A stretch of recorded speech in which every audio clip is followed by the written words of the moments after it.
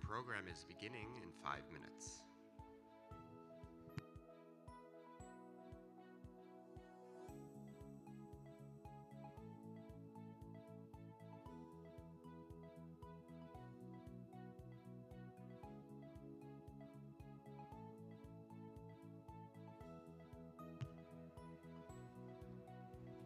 Our program will begin in 5 minutes.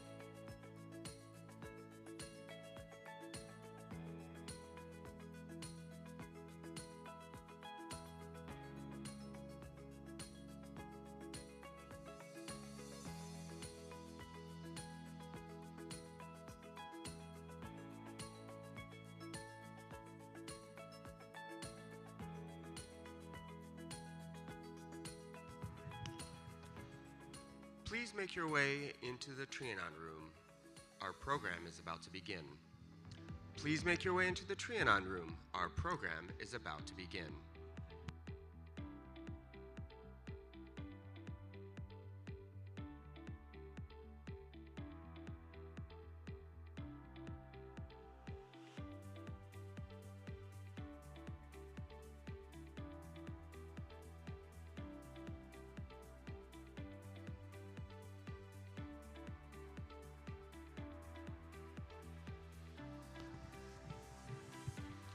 Please make your way into the Trianon room. Our program is about to begin.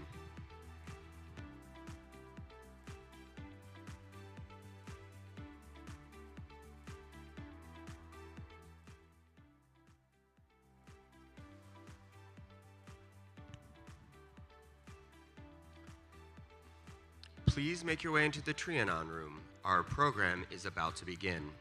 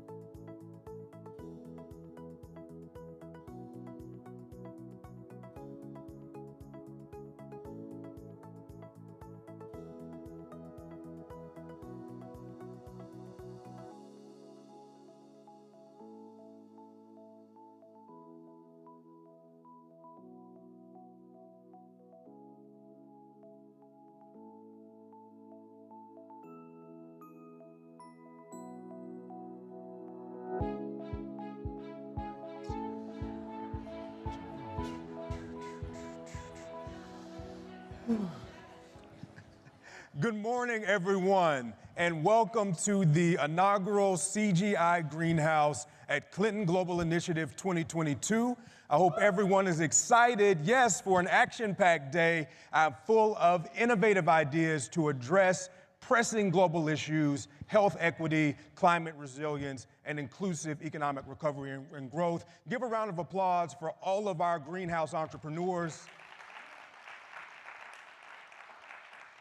So my name is Brandon Andrews. For those that I haven't had the opportunity to meet yet, and for those I know we're live streaming online as well, I'm an entrepreneur, investor, and I also, over the past decade, have done casting for a number of television business shows, including ABC's Shark Tank, shows on CNBC, and otherwise. Pre-pandemic, I would do casting calls all around the country where I would meet thousands of entrepreneurs every year. And I not only met entrepreneurs that were building great businesses, I met entrepreneurs who were driving significant positive change with the businesses they were creating. In fact, Damon John from Shark Tank would always tell me, he's told me this for years, Brandon, mission-driven businesses are the future of business. In fact, he's put his money where his mouth is. The top business in the history of Shark Tank in terms of generating revenue is a mission-driven company called Bombas. And Damon was the shark that invested in that business. I think that says two things. One, mission-driven business is certainly the future, and every business should be having a positive impact. Two, you can drive positive change as well as create significant business returns. And three, when you put investors that have a diversity of experience in a position to invest, they make great decisions. Not only does Damon have the top deal in the history of the show, but if you look at the top 5 deals in the history of the show, they're all Damon and our female sharks, Barbara Corcoran and Lori Grenier. Give a round of applause for diversity and the power that that brings to the business space. So when Greg Milne, who runs CGI, reached out to me and said, hey, Brandon, we want to find more and better ways to support entrepreneurs through CGI, I said, of course, I've met these entrepreneurs. I know the impact they're having. I was excited to work with Nish Acharya, who is the fellow for the inclusive economy at the Clinton Foundation. It's been his vision that's brought us all together for CGI Greenhouse today. Nish, join me on stage and tell us a little bit more about why CGI decided to bring Greenhouse forward this year and why it's important. Give him a round of applause. Hey. Thanks, Brandon, and good morning to all of you. Welcome to CGI Greenhouse 2022. So I think back to the first days of CGI in 2005, and there's a couple of things going on in the world. There was a realization that there could be businesses developed for the base of the pyramid.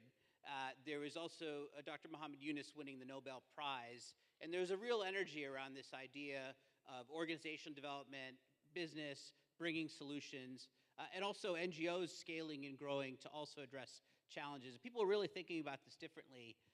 And there was a lot of conferences, but I remember tuning in, and at one of the first CGIs, there was a social entrepreneur from Africa who was working on clean water. And he had been able to raise significant funds and announce it at CGI. And I thought to myself, this is the place where social entrepreneurs, impact-driven entrepreneurs, should come and meet the funders they need to meet and get the attention they need to succeed. And since then, CGI has had a long record of supporting mission-driven entrepreneurs and social entrepreneurs, whether they're for-profit, hybrid, or purely nonprofit, whether they're in another part of the world or here in the United States. And what we did this year was really make it a core part of the program. And so today we have about 4 hours of great programming. We selected 31 entrepreneurs from around the world. And what was exciting is really we didn't necessarily try this. We really reached out to partners to see what type of entrepreneurs they suggested, and it really came in exactly along the lines of the way the CGI conference is organized. So quite a few thinking about inclusive economic growth and participation, thinking about health equity, and thinking about climate. And so that's the way we've organized the day. And what we hope to do for the 19 entrepreneurs who will present the 5 who are out there doing their demo, and a few others who are here to network, is to really give them a chance to talk about their products and their services. These are not pitches. All these folks actually have their products or services, and they're out there. And so these are folks who you can work with tomorrow, you can invest in, and hopefully work with us to make the world a better place. I want to introduce my colleague, Cheyenne Ellis, who's here as well. And so if many of you know Cheyenne, who really coordinated more of this. And so the two of us have been involved with this. And so as you have ideas about what we can do with Greenhouse, please do share. There's a lot of conferences people can go to for entrepreneurship, but we really feel there's a unique role for Greenhouse and for CGI to support entrepreneurs. And we'd love to hear from you about what's the best way to do that. So please enjoy the day, and please look for us later on. We're happy to talk to you. Thank you. Thank you so much, Nish. So here's how the day will work. Greenhouse is a different experience. It's a new experience. And so what we will do today is bring entrepreneurs onto the stage in groups. So you'll see groups of 2 to 3 entrepreneurs working in the same pillar, either climate resilience, health equity, or inclusive economic recovery and growth, come to the stage together. Entrepreneurs will sit while one entrepreneur presents about their business. We will go through several rounds of entrepreneurs presenting on their business, so you'll get to really hear some detail from these entrepreneurs about what they're building and how you might be able to partner and support them, which is critically important. These presentations from entrepreneurs will be punctuated by special guests, experts in the field of health equity, climate resilience, and inclusive economic recovery and growth. These panels will happen following presentations from entrepreneurs. Because we have so much content today, we won't be doing a formal Q&A. However, I encourage you to use the hashtag CGI Greenhouse throughout the programming today. If you're taking photos, if you're taking videos, or if you have a question, use that hashtag on Twitter, use it on Instagram. I'll be monitoring it throughout the day, and if time allows, I'll try to bring some audience participation into our CGI Greenhouse sessions today. The last thing is, these entrepreneurs, as Nish said, aren't competing with each other.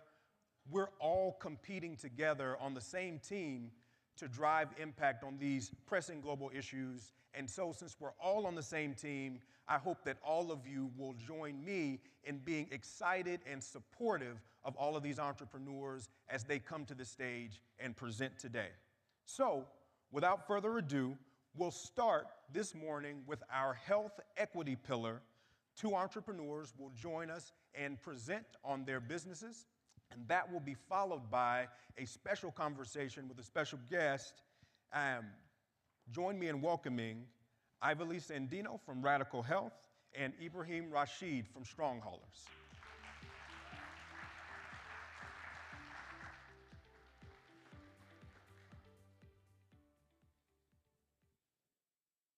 Hi.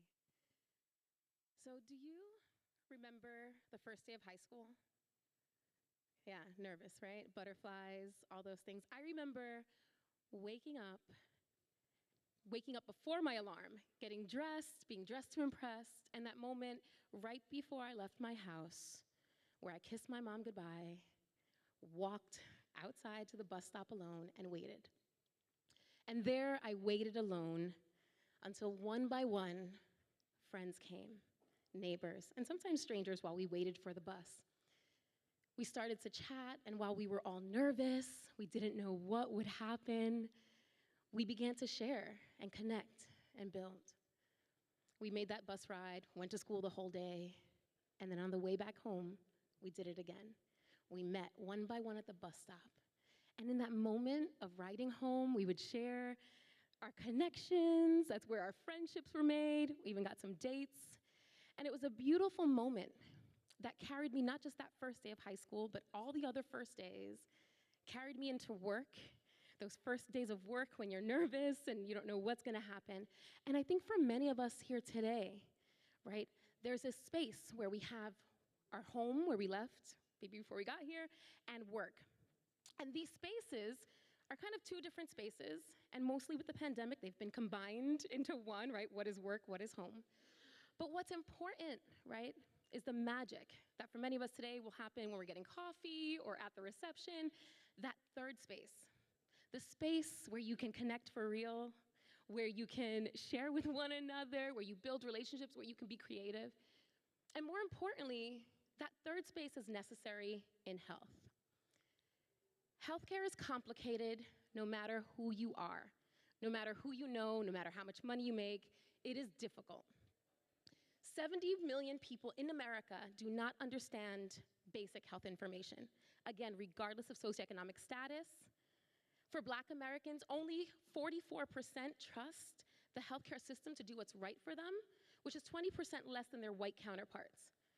And if you have low health fluency and you don't really understand what's happening, you're 50% more likely to ask less questions when you're at a visit. Now, if something goes wrong and you have a bad experience, only 80% of patients, 80% of patients would not return to a healthcare system or a provider once that trust is lost. So what do? We know that the healthcare system today in America isn't working. And what do you do when you don't have trust or connections or know how to navigate this?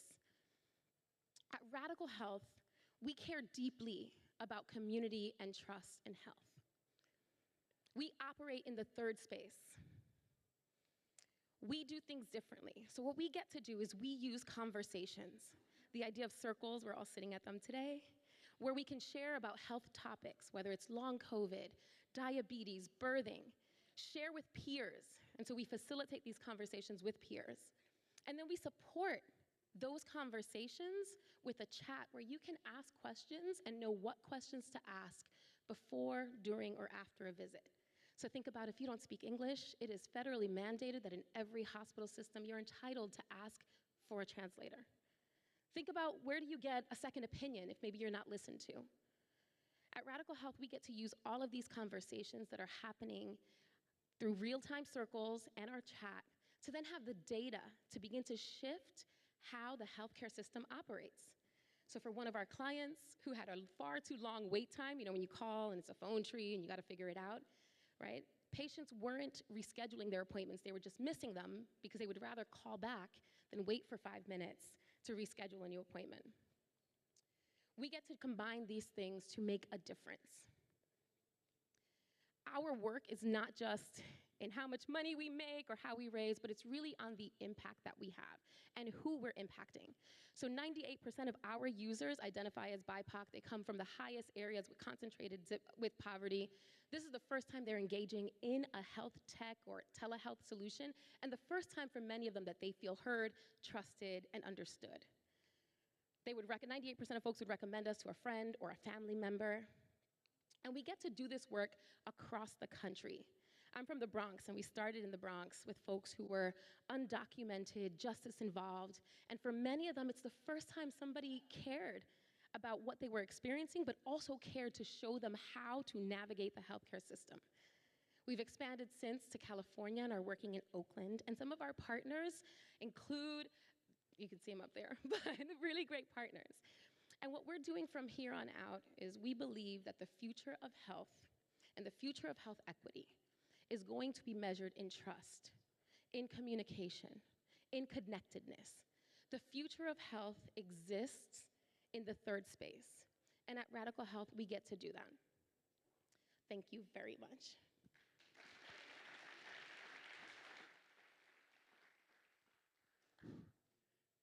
That was awesome.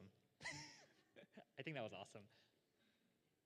Hi, everyone. My name is Ibrahim Rashid, and I'm the founder and CEO of the Strongholders, where our goal is to make symptoms predictable. Now, for some people, a COVID infection lasts a few weeks. For others, it's fatal. But for a growing number, it never ends. In fact, it never ended for me. I am one of the 200 million COVID long haulers globally who never recovered from our battle with the virus.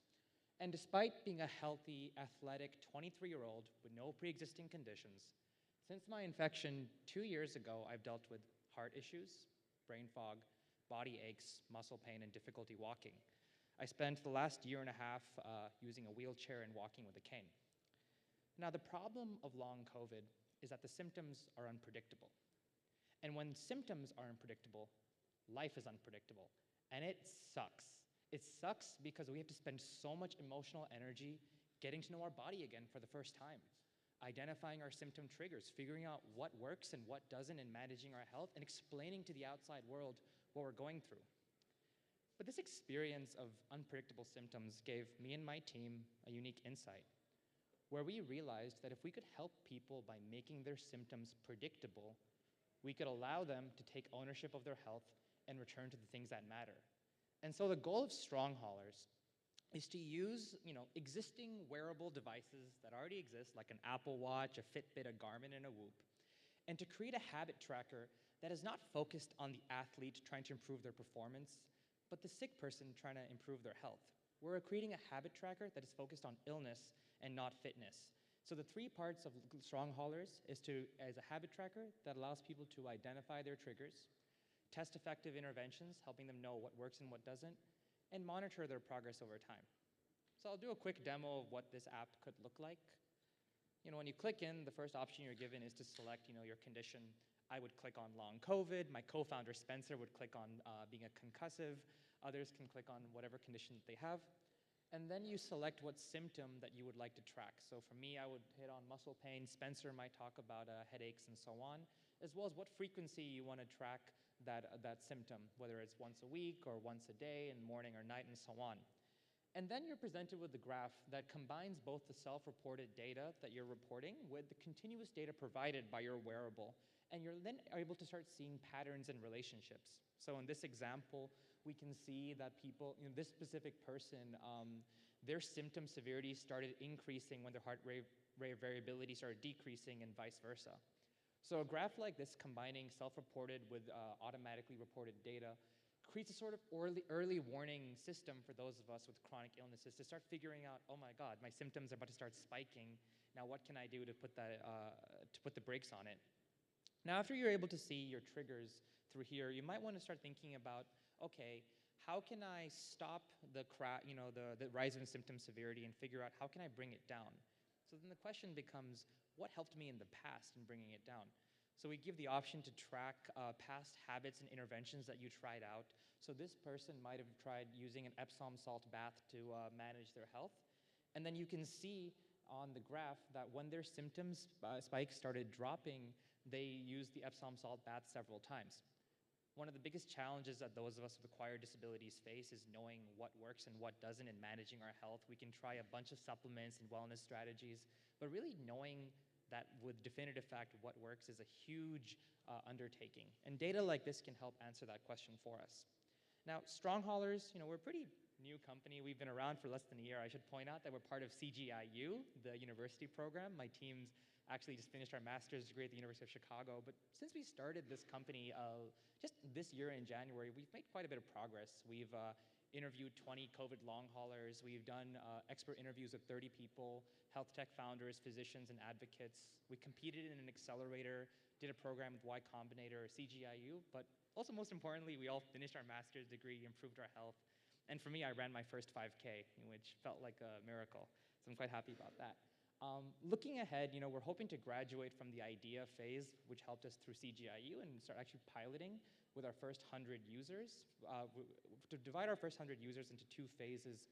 Phase 1 will focus on shipping 10 wearables to 10 users and meeting with them weekly and providing, asking them questions once a week, asking them what did they do, how were their symptoms, what did they do to manage them, and then creating a dashboard for them to see, can we actually build data-driven insights for them that could help. Phase 2 will then scale the insights that we got through our individual surveys and build our minimum viable product.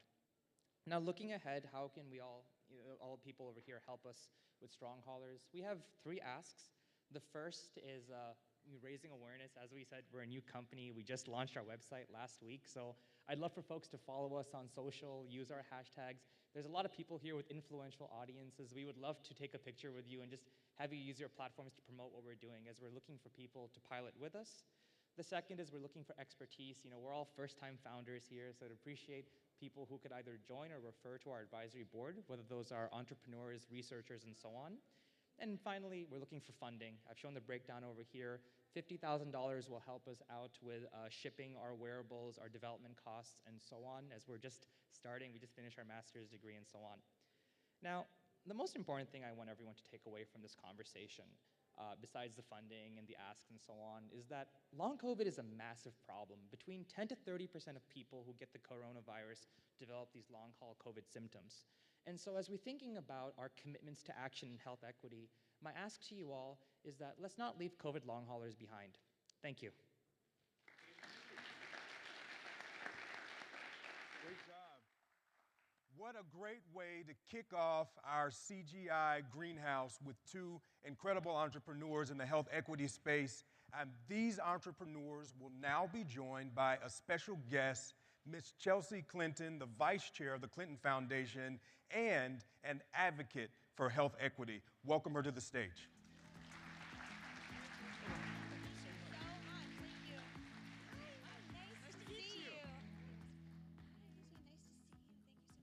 Hi, good morning, everyone, or good afternoon. I've lost all track of time.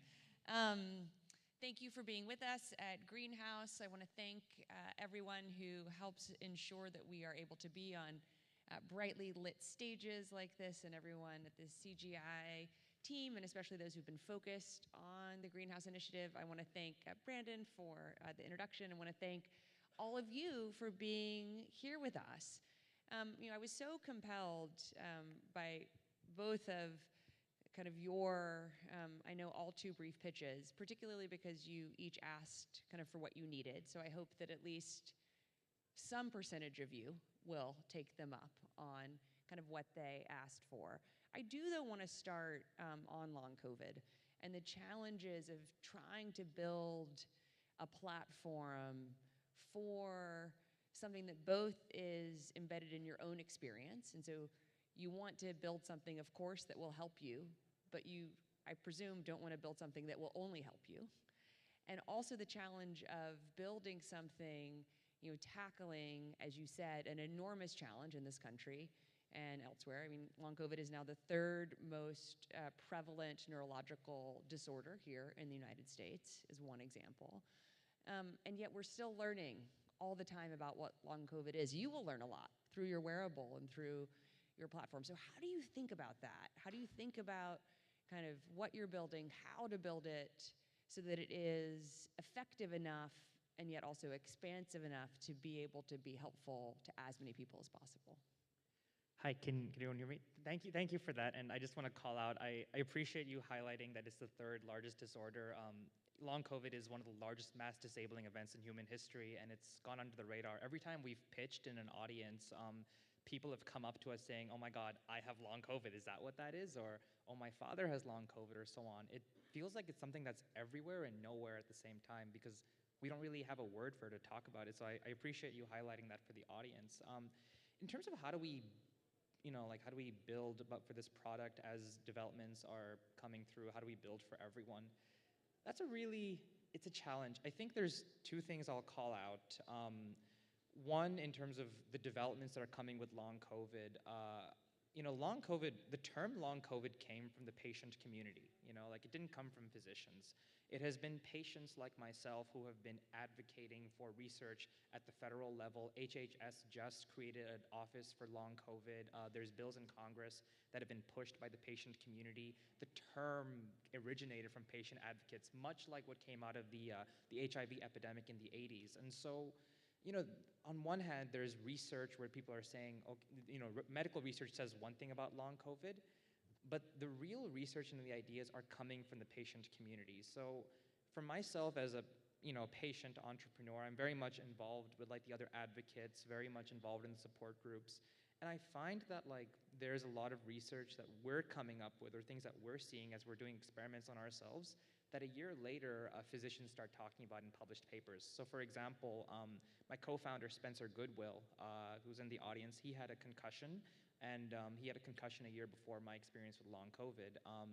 And a lot of the symptoms that he experienced with his post-concussive disorder are similar to what I go through with long COVID.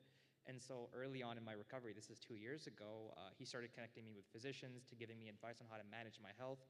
And I started recovering. And we were like, wow, the treatments of concussions is helping me with long COVID. Who would have thought?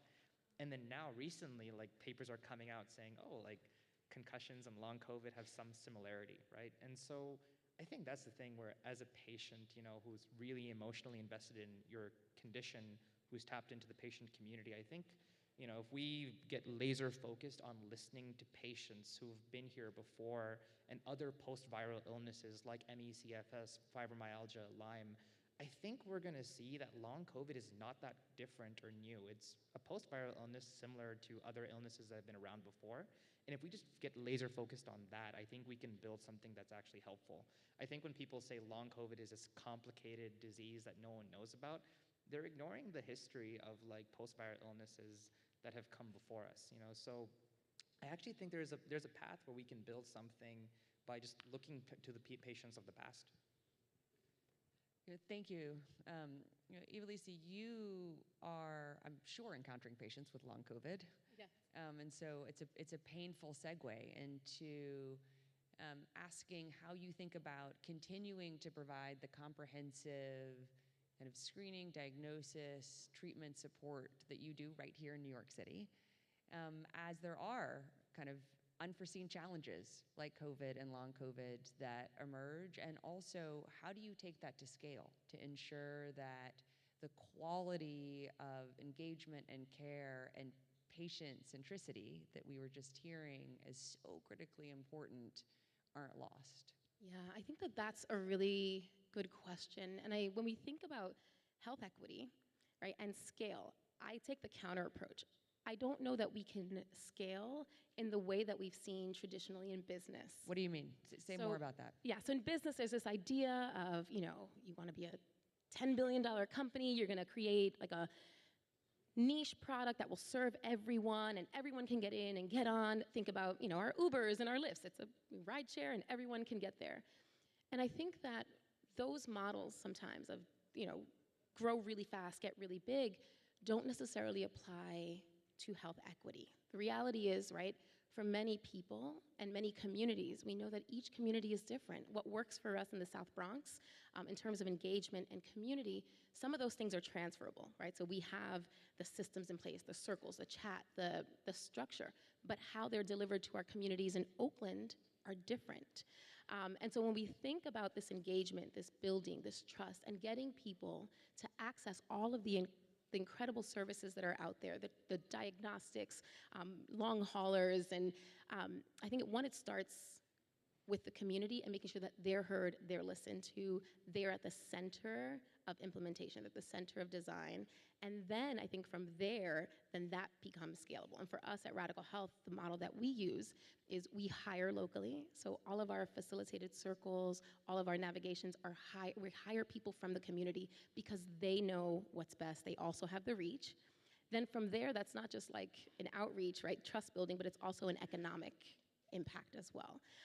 And so I think outside of New York City, and even in New York City, it really is that model. When we think about health equity and scaling, I think it becomes, building at trust and then using that wherever it's needed.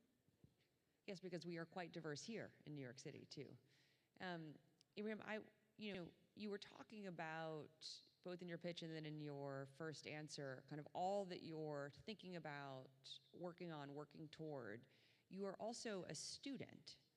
And so I imagine for people in the audience who are kind of also students or who may have a day job, I imagine there's a lot of curiosity about how do you balance studying for your tests, getting enough sleep the night before a test, and also continuing to answer this clearly deep call that you have to build a solution for the painfully ever-growing number of people who are suffering with long COVID, so that hopefully they're able to lead healthy, long, thriving lives so that they also can be entrepreneurs if they want to pursue whatever dreams they may have. Health is wealth, like as we all know, or as we should know. And it has been a huge challenge to balance building this company with my co-founders during grad school, and now I've graduated during my full-time job. I think the most important thing is a few things. Having a really strong support system, like my co-founders. It takes a village. It takes a village, I'll say this, like back in April, I had a really bad relapse. I got really sick. I was having light sensitivity, slurring my speech. I was falling all over the place. I was in the ER and I thought I was about to die. It was like a really surreal time. And my co-founders are also my best friends, and this is before pitches and everything. And they were like, dude, like, we got this. We can take care of this, like, you focus on your health. But more than that, my co-founders have also gone through chronic conditions as well. Like I said, Spencer has a concussion and he's seen these experiences for himself. And he was really there for me when I went to the emergency room. My other co-founders, Catherine, met me up in the ER as well. So I think it's really important with these problems that are close to us, to acknowledge that we can't tackle them unless we're whole ourselves or we have a strong support system. So for me, I found that in my co-founders. My partner has been incredibly supportive. My family has really been there.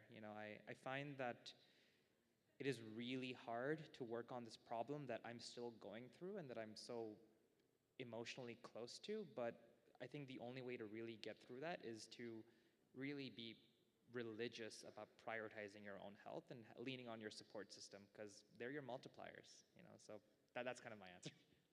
No, I mean, thank you. And Iblisi, a sort of a similar question for you in that, we know here in New York City, certainly across the United States and really around the world, we're facing enormous exhaustion and burnout from our public health and medical professionals. I think for very understandable reasons.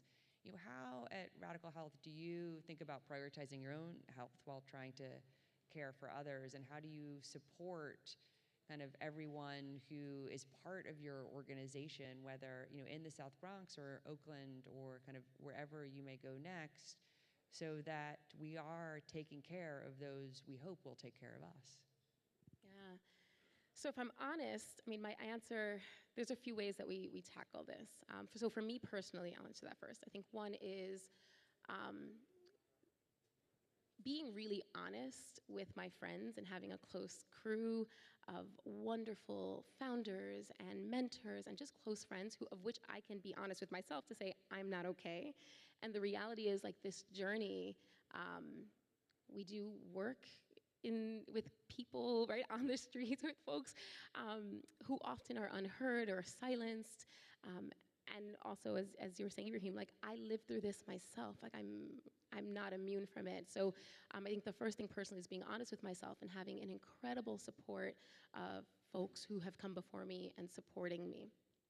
And I think the point that you bring up, especially around team and for the providers and everyone else who's been in this, like when the pandemic hit, I think there were a few folks who were making sourdough bread.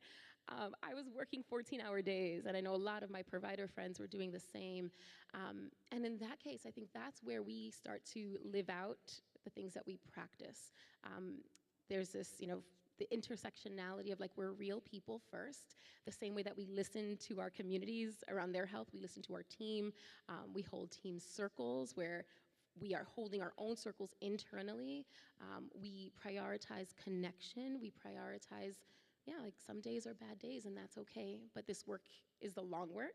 And I think that, more and more, as we see with some of our clients who are employers who bring us in to support their teams, that, again, the future of health really is going to be where we prioritize our own health, our mental health, and center the humanity in one another. Which I would think is also more likely to help people want to stay with Radical and stay kind of working in kind of the ethos of what you are trying to do for others, because you're taking care of your own team too, which I think is really important to acknowledge. In our last couple of minutes, Ibrahim, starting with you, I wonder if you could talk both just quickly around kind of one early success that has made you really excited about what you're building, and one challenge that you're thinking about currently. I mean, you talked to the audience earlier about kind of the influencers and hopefully the people who can help you, but there are also probably a lot of really good problem solvers here too. So kind of one success and one challenge. I think one success that we've had has been people coming out to us in audiences after we've done public pitches saying, hey, I have long COVID. I didn't know I had long COVID. Is that what it's called? Can you connect? Real-time diagnosis. Yeah. No, seriously, like, because everyone after the pandemic, and we've all gotten it, we all feel sort of tired, and we feel a little weird, right? And like, some people feel a little more weird than others, but they don't want to say that they feel more weird than others, right? And then in hearing my pitch, they're just like, oh, I have it. Or I had one guy come up to me and say, dude, like, I realized that my dad's a long hauler, and he works in construction, and he's not been able to go back to work, and we all just thought he was being lazy, you know? And I'm sure there's someone in this audience who can probably relate. That's been a huge success, is just knowing that the more we talk about it, the more people around us, The more awareness there is. the more awareness it is, because it's everywhere and nowhere at the same time, because no one's talking about it. Challenge is really just, I think, just like having that support system. You know, we admittedly, we're first-time founders. We haven't cultivated that ourselves yet, so I'd love to connect with folks here who can help us out. Great. And Ulysses, what about for you? One success and one challenge. So I think I'll start with the challenge, so we can end on a high note. The challenge is I founded this company because it was something that I needed when my mom was diagnosed with cancer, and I was like trying to navigate the healthcare system. I didn't have a team of support, and more than that, even though I had worked in the healthcare industry, I didn't know, I had never seen my mom's attending physician. It was just too much to navigate in that moment. So I built this for that 6 years ago. And at the time, we weren't talking about health equity, right? And people didn't understand that there are large communities that are just underserved, unheard, silenced. And then as a founder, the same is true. So the challenge, we talk a lot about funding, but I think it is funding, but it is having funders that understand the work that we're doing, the purpose, the runway, and also, when we think about, we're a benefit corp, there's a lot of predatory funders out there. VC sometimes, right, takes capital and changes a mission. So for us, the biggest challenge has been finding the right partners, the right funders to do this work, who understand and will fund Black women to take risks and do things that are different. We're shifting a whole health industry that is archaic. And so that is often the challenge. We find it's really easy in community. They want this, they need it, they've got it. We've got clients who get it and want it, but thinking about that next step and taking this beyond where we are. And now your success. Yeah, we'll end with that. Yes. So the success is that we have over 3,000 hours of conversations, and people who similar, right, have come to our conversations and said, I had no idea that, I had lupus, and I found out through a friend that in this circle that these are what my symptoms are, and this is how I take care of it. Or I had no idea that I could have support and a community health worker go with me to my appointments. And so for us, it's we get to support people, but then we also get to shift the way care is being delivered. So putting more funding into community health workers at hospitals due to the data that comes back. So it's exciting to see the industry shape and then know that we're moving this big old boat. Ivelisi and Ibrahim, thank you both so much, and I hope that at least some of you here will help them have more successes and tackle their challenges, because certainly that would be better for all of us. Thank you so much.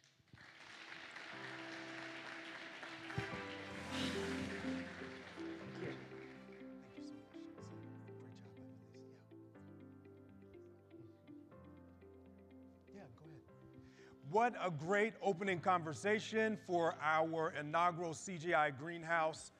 Something that I think you will see as a recurring theme with these incredible greenhouse entrepreneurs is them taking challenges, in Ibrahim's case, long COVID himself, not just thinking, how do I get through this challenge myself, but turning those challenges into solutions that can now be scaled to help folks all around the world. Thank you again to our first group of health equity entrepreneurs, and of course to Chelsea Clinton. Thank you for your leadership and advocacy.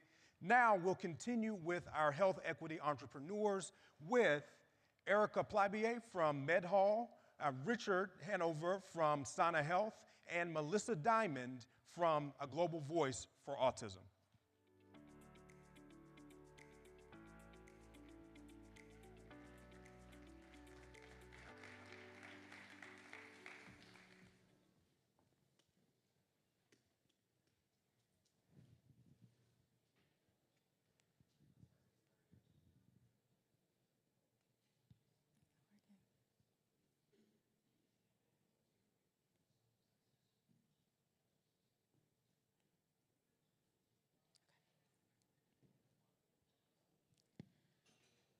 Good afternoon, everyone. I wanted to take the opportunity to just share a story with you. I'm Erica Plybier. I'm the founder of Med Hall. And this is my grandmother, Mary Lou Steele. I really miss her. Growing up in the Mississippi Delta with my grandma was such a cool experience. You could literally tell that my grandma has been that girl her whole life. She never left the house without her makeup done, didn't have a hair out of place, or dressed like she was ready for dinner with the president. She would strut through Walmart and Piggly Wiggly like it was nobody's business. I remember driving down the two-lane back roads in her green Pontiac Grand Am, nothing but open fields, marshes. Growing up in Mississippi was such an amazing experience. It will always be the most beautiful place to me on earth. My grandma was my hero, and she'll always be my hero. I remember being consumed with her always checking her sugar, her diabetes. She had diabetes my whole life. And I thought, everybody's grandma had diabetes, so it was normal, right? But as her doctor's appointments started to grow and the number of pills started to pile up, I knew that things were changing. There was one day, I was in 9th grade or so, when my mom noticed that my grandmother's first 2 toes on her left foot were turning blue. My grandmother hid this from us for a very long time. That she said that it didn't hurt, it was nothing, the typical strong Black woman response. And my mom, she demanded that my grandmother get this checked out, and my grandmother eventually agreed to. She was trying to avoid the clinic because she thought she could avoid the unmentionable. She had to get her left foot amputated. So my grandmother, who was always dressed to impress, who was always strutting through Walmart and the grocery store, her heart, her life was crushed. We were crushed. Her confidence changed. She didn't like to talk to people as much. She wasn't used to asking for help. She was used to doing everything on her own. Instead of planning her weekly trip into town, into Bible study, she reluctantly scheduled rides with other folks. My mom was her primary transporter, and my mom was always lifting my grandmother in and out of our family car, which was not wheelchair accessible. And on top of those challenges, my mom was also a full-time teacher. So trying to manage her work schedule along with my grandmother's doctor's appointments, it was just a lot of juggling for us to do. We, of course, tried to get help from the insurance companies, from the doctor's office, but they were so busy. When it came to this point of care, literally the foundational ability to get from one place to another, there was no one there to support us. Our family started running out of options. The problem just became too big for us. We had been doing this now for almost 10 years. So unfortunately, we admitted my grandmother to a nursing home to her extreme disappointment. And even though my aunts and my mom visited my grandmother 4 to 5 times a week, my grandmother she absolutely hated being in a nursing home. About 7 months after my grandmother was admitting to the nursing home, she ended up passing away. Problems like this are absolutely ridiculous. There's no reason why families like mine and the millions of other families who care for aging or disabled loved ones don't have access to basic resources like transportation. There's no reason why people like my grandmother should lose all independence. Because of my grandmother's chronic illnesses, I became deeply obsessed with innovating in healthcare from a very young age. I spent the last 10 years in clinical and research informatics, building and deploying software for some of the biggest names in healthcare like Epic, Cerner, Flatiron Health, and St. Jude Children's Research Hospital. I founded Med Hall 5 years ago to help health organizations understand and solve transportation barriers for their most vulnerable patients with complex needs. Even in our infancy, we've done quite a bit. We've executed tens of thousands of rides through our platform. We've helped health organizations like health systems, insurance companies, and soon-to-be pharma companies save and recoup millions of dollars by helping patients get to and complete their appointments, and also help on savings with not overutilizing emergency services like ambulances or the emergency room. And on top of that, while we're extremely excited about ensuring patients have physical access, what's most important for us is repairing and building trust in these vulnerable communities and ensuring that these patients are actively participating in daily healthcare and soon clinical research. We have a huge mission and we couldn't do this alone. We're excited to be backed by Citi Ventures, Morgan Stanley, 1863 Ventures, Innova Memphis, and many others who are looking to help us expand our impact. I initially started MedHall to help lively souls like my grandmother, but now I'm driven to help the hundreds of millions of patients who also need our help, including those folks in those small, beautiful towns in Mississippi, participate in their own care, to stay connected, and to strut their stuff to the very end. Thank you.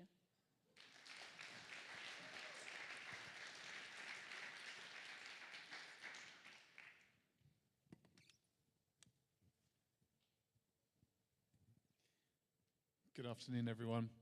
My name's Richard Hanbury, and I'm CEO of Sana Health. 30 years ago, I was driving a Jeep down a road in the Yemen. I had to make a split-second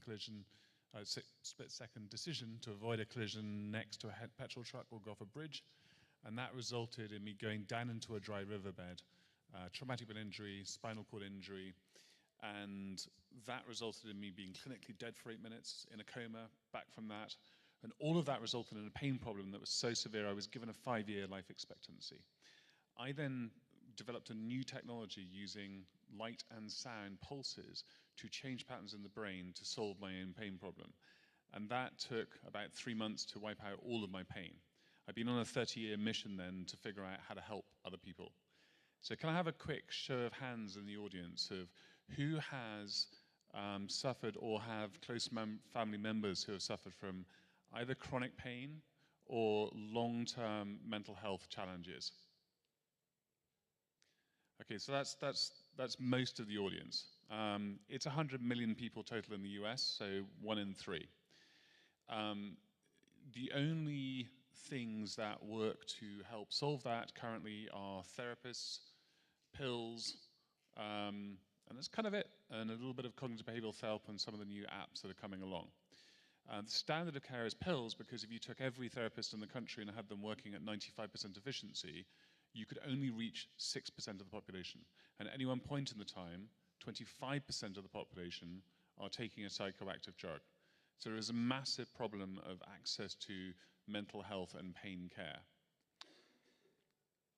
Fibromyalgia is part of this. Fibromyalgia is basically trauma that then sensitizes the brain to pain. Fibromyalgia diagnosed as 85% women, and there's only one drug, and it's so bad that it's 2 years, 90% of people have stopped taking it. So we need another solution. This is what the current version of the device looks like. You literally put it on, turn it on, and then you're getting pulses of light and pulses of sound that are generating specific frequency patterns in the brain that are giving you anxiety relief on demand, which then lowers pain and helps solve that problem within mental health. So this is part of a new mechanism of understanding how the brain works, and its hemispheric balance. The picture on the left is a brain that is in long-term pain or anxiety, and you can see the very big difference between the left side of the brain and the right side of the brain, and the device fixes that problem, which no other modality can currently do. So the difference between having a device which doesn't have any side effects at all and a drug that has lots of them is we're helping 4 times as many people for 4 times as long. Now, fibromyalgia is a good example, but this is the same across all mental health areas. All of the drugs have long-term side effects and limited benefits. We've got a lot of proof points over the years. I will talk to anybody who wants those about those. But the key clinical trials, we have pivotals finished in fibromyalgia, and that is now in front of the FDA for de novo. We submitted that 3 weeks ago. And we have a second one at Mount Sinai and more to follow. We got given FDA breakthrough status for fibromyalgia. We've had 1,500 users so far, and all of them loving it and no severe adverse events. So we are expecting 3 FDA indications in the next 12 months: fibromyalgia, neuropathic pain, and anxiety.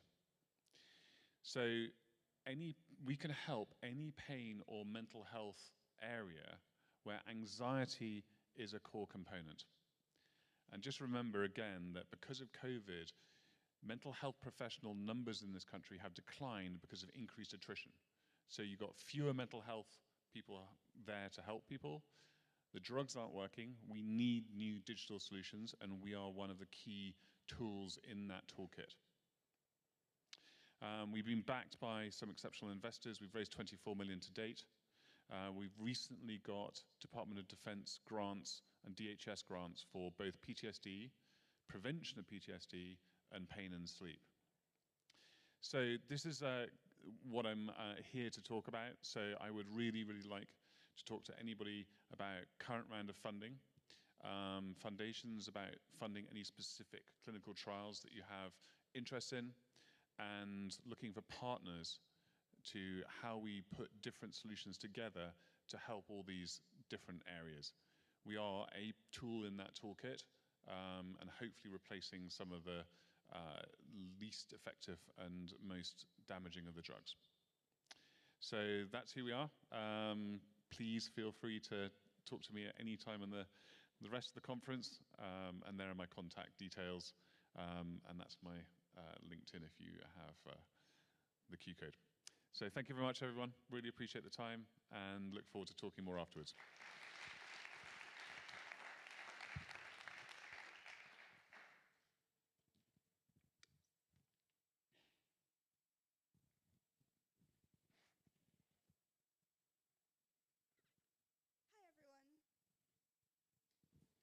My name is Melissa Diamond, and I'm the founder and executive director of A Global Voice for Autism. In 2012, I traveled to the Middle East and had the opportunity to meet a refugee mother and her 4-year-old daughter. Her daughter had been diagnosed with autism 1 month prior, and she had been given a pass to visit a center for children with disabilities for 3 weeks to learn about her daughter's autism diagnosis. After that, she planned to return to her community and lock her daughter in her home. She told me she would rather not have friends than have friends who knew her daughter was autistic. Now, I'm the guardian for a close friend of mine with autism here in the US, and simply because of where she was born, my friend is able to go to school, to swim in the Special Olympics, and to participate in her community. Children can't control where they are born, and yet, from healthcare to education, it determines nearly everything about their lives. This is why I founded A Global Voice for Autism. A Global Voice for Autism exists to equip refugee and conflict-affected communities to support children with autism and developmental disabilities in their classrooms, homes, and communities. As President Clinton mentioned this morning, there are more refugees in the world today than ever before. And these millions of individuals include many children with disabilities, as well as their caregivers, who are excluded from education, healthcare, and basic services like food and shelter in refugee contexts due to behavioral challenges, stigma, and mental health. As such, A Global Voice for Autism takes a holistic approach that addresses all of these issues to ensure that children and their caregivers can participate fully in their communities. We currently operate in 13 different contexts, both in some countries, as well as with refugee populations, such as the Afghan and Syrian diasporas that are still in movement. 70% of our staff and volunteers are themselves refugees. And one of the greatest impacts of our work has been that when these individuals resettle or continue their journeys, they're able to take their learned practices with them and continue to support others in their new communities. In doing so, we've been able to impact the lives of children and their families in more than 46 countries as they wait to get access to education services and healthcare services during periods of transience. So, how does it work? Our model is hybrid, holistic, and community-driven. The core of our program is a caregiver training cooperative that brings parents and teachers together to provide support to children in their communities. This keeps costs low, and caregivers are able to support other children in exchange for free services for their own children. Meanwhile, teachers develop crucial professional skills that allow them to advance their careers while also providing integral services to their communities.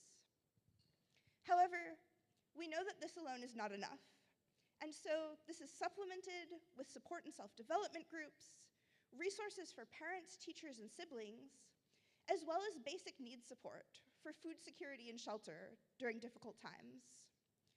We also have a mobile application that provides on-demand support to caregivers in the moments when they need it most. And finally, our work would not be complete without providing awareness and support to communities to create more inclusive environments. To date, we've decreased the stress of caregivers and teachers, improved the confidence as well as the implementation fidelity of these practices in homes and classrooms, and increased school readiness for children. We've also improved sibling relationships and corrected numerous misconceptions about disabilities. We're grateful for widespread support for our initiative, but we still need to do more. During the COVID-19 pandemic, demand for our services tripled, and so today, we're looking for funding to grow our infrastructure to provide rapid response in refugee communities that are growing every day, as well as to add new languages to our mobile application, and to do a brand refresh and website update to reflect our values and the expanded impact of our work since we first started. Thank you.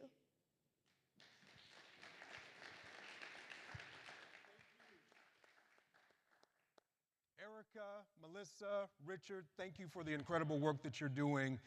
This is the end of our health equity section. We will be moving into climate resilience pillar in just a sec, but before that, we'll have a special conversation with two commitment makers, which I'm really looking forward to, so don't go anywhere as we transition. Thank you.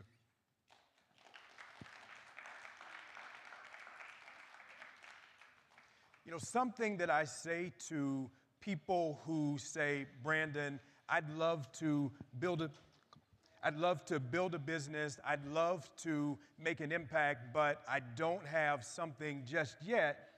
I always tell them to think about what are the problems that you're experiencing in your everyday life, write them down, come up with a couple of solutions, and probably out of that list, there'll be a couple of things worth building a business around.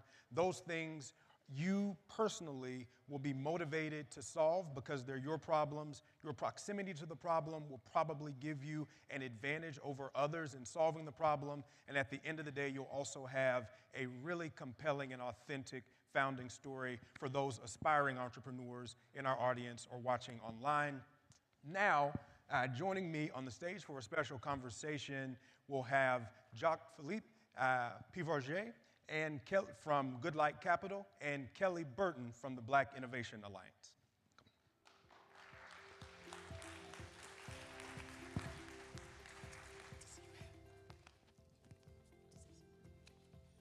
So, both of you have heard a lot of presentations from entrepreneurs over the years.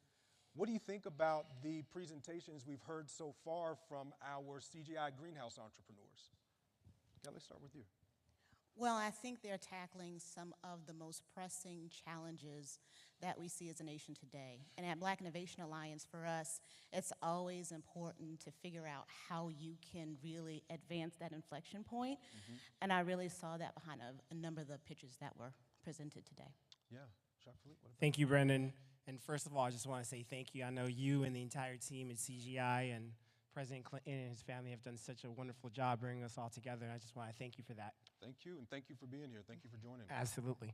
With respect to the presentations from this morning and the founders and entrepreneurs, what else can I or anyone say? Just breathtaking, so important, and creates a sense of optimism in a time where there's so many challenges around the world. Right. And what we saw this morning around health equity, and there'll be many more streams with respect to companies that are really solving for challenges that we consider to be important.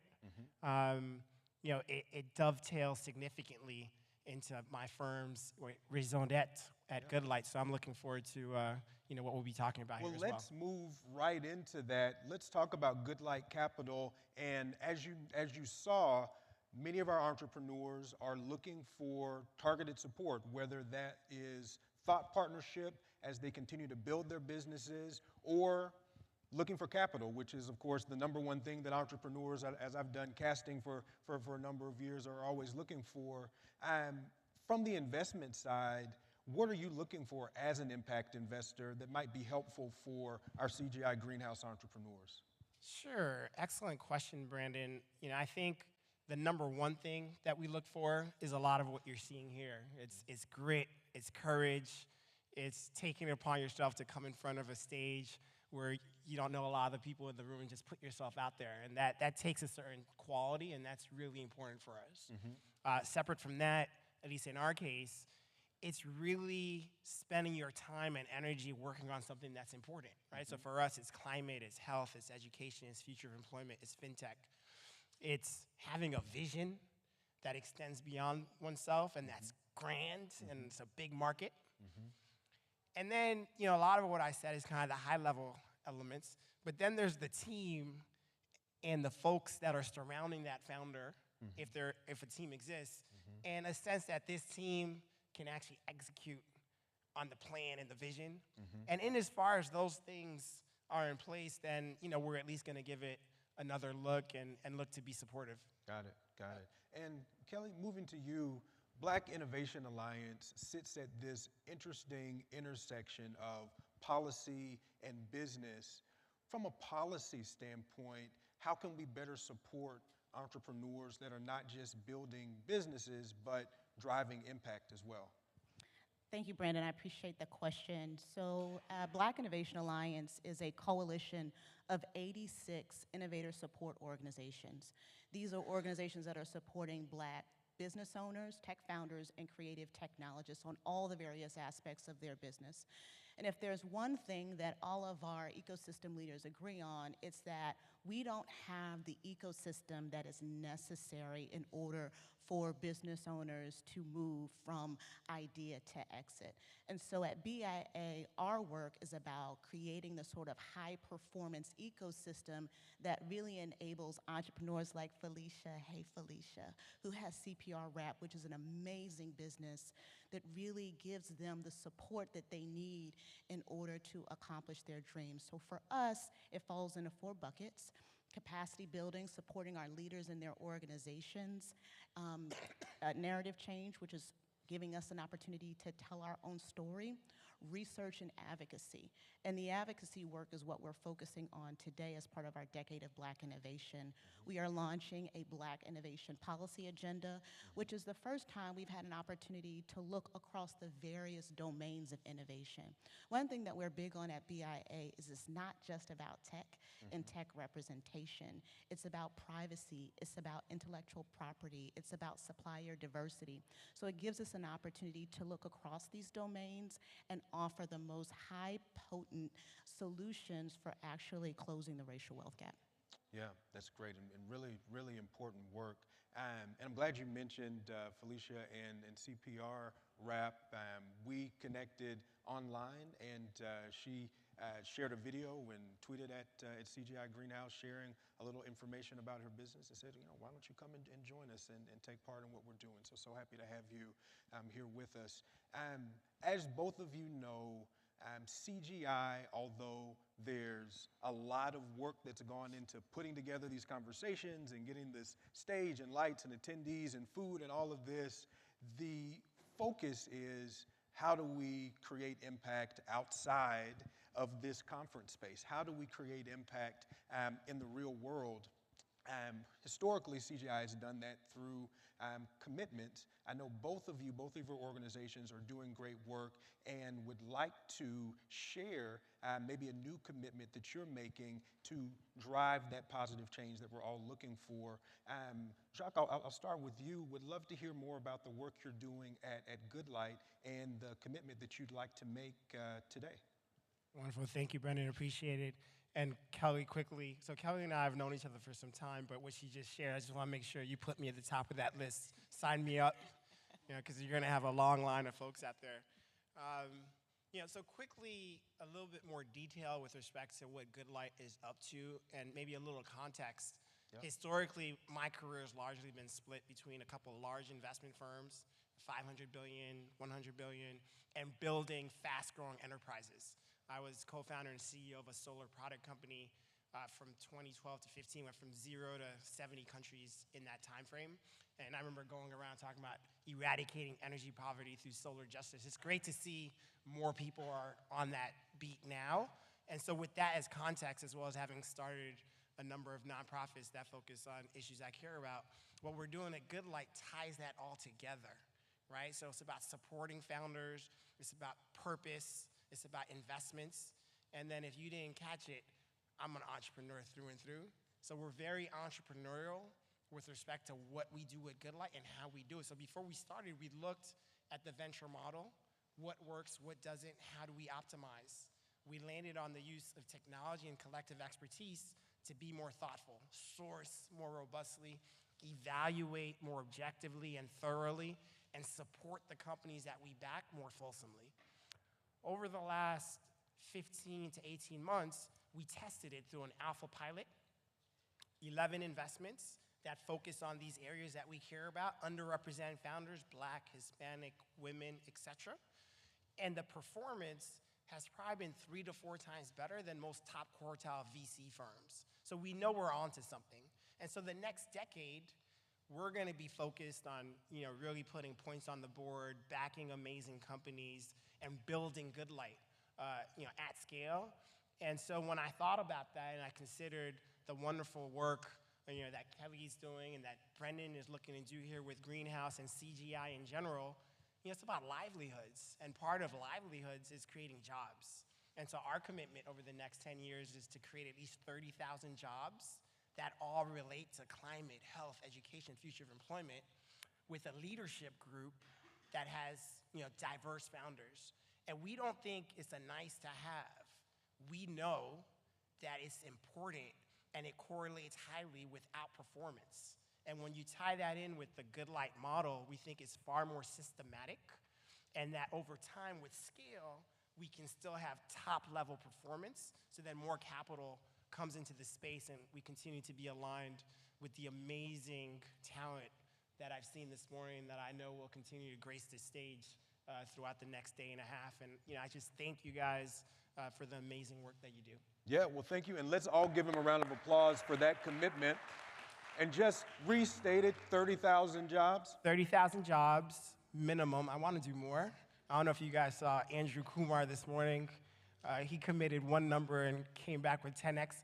30,000 jobs at least in the next 10 years with our specific focus around backing underrepresented founders who are solving for some of the greatest challenges of our time, not because it's a nice to have, because it's a necessary part of solving the biggest challenges, to include, more people from our global community, whereas historically that has not been the case. Yeah, that's incredible. Kelly, let's go to you and Black Innovation Alliance. What commitment would you like to make today? So at BIA, our focus is really, again, about creating the sort of high-performance ecosystem that is necessary for Black innovators and entrepreneurs to thrive.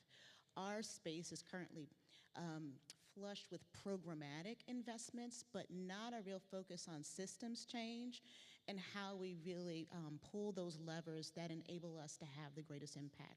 So for us, our commitment is to launch an action-oriented policy agenda that's focused on Black innovation in service to our decade of Black innovation, where we are hoping to support 500 innovator support organizations that support 1 million Black entrepreneurs and direct up to $1 billion in resources to the Black serving ecosystem. And so we're really excited to launch it. You can learn more about it at our site, blackinnovationalliance.com. Great, let's give her a round of applause as well. Now, for both of you, as our conversation comes to a close, and thank you again for joining us, for the work that both of you have been doing, and also for the work that I know you'll continue to do with these commitments as part of your broader work.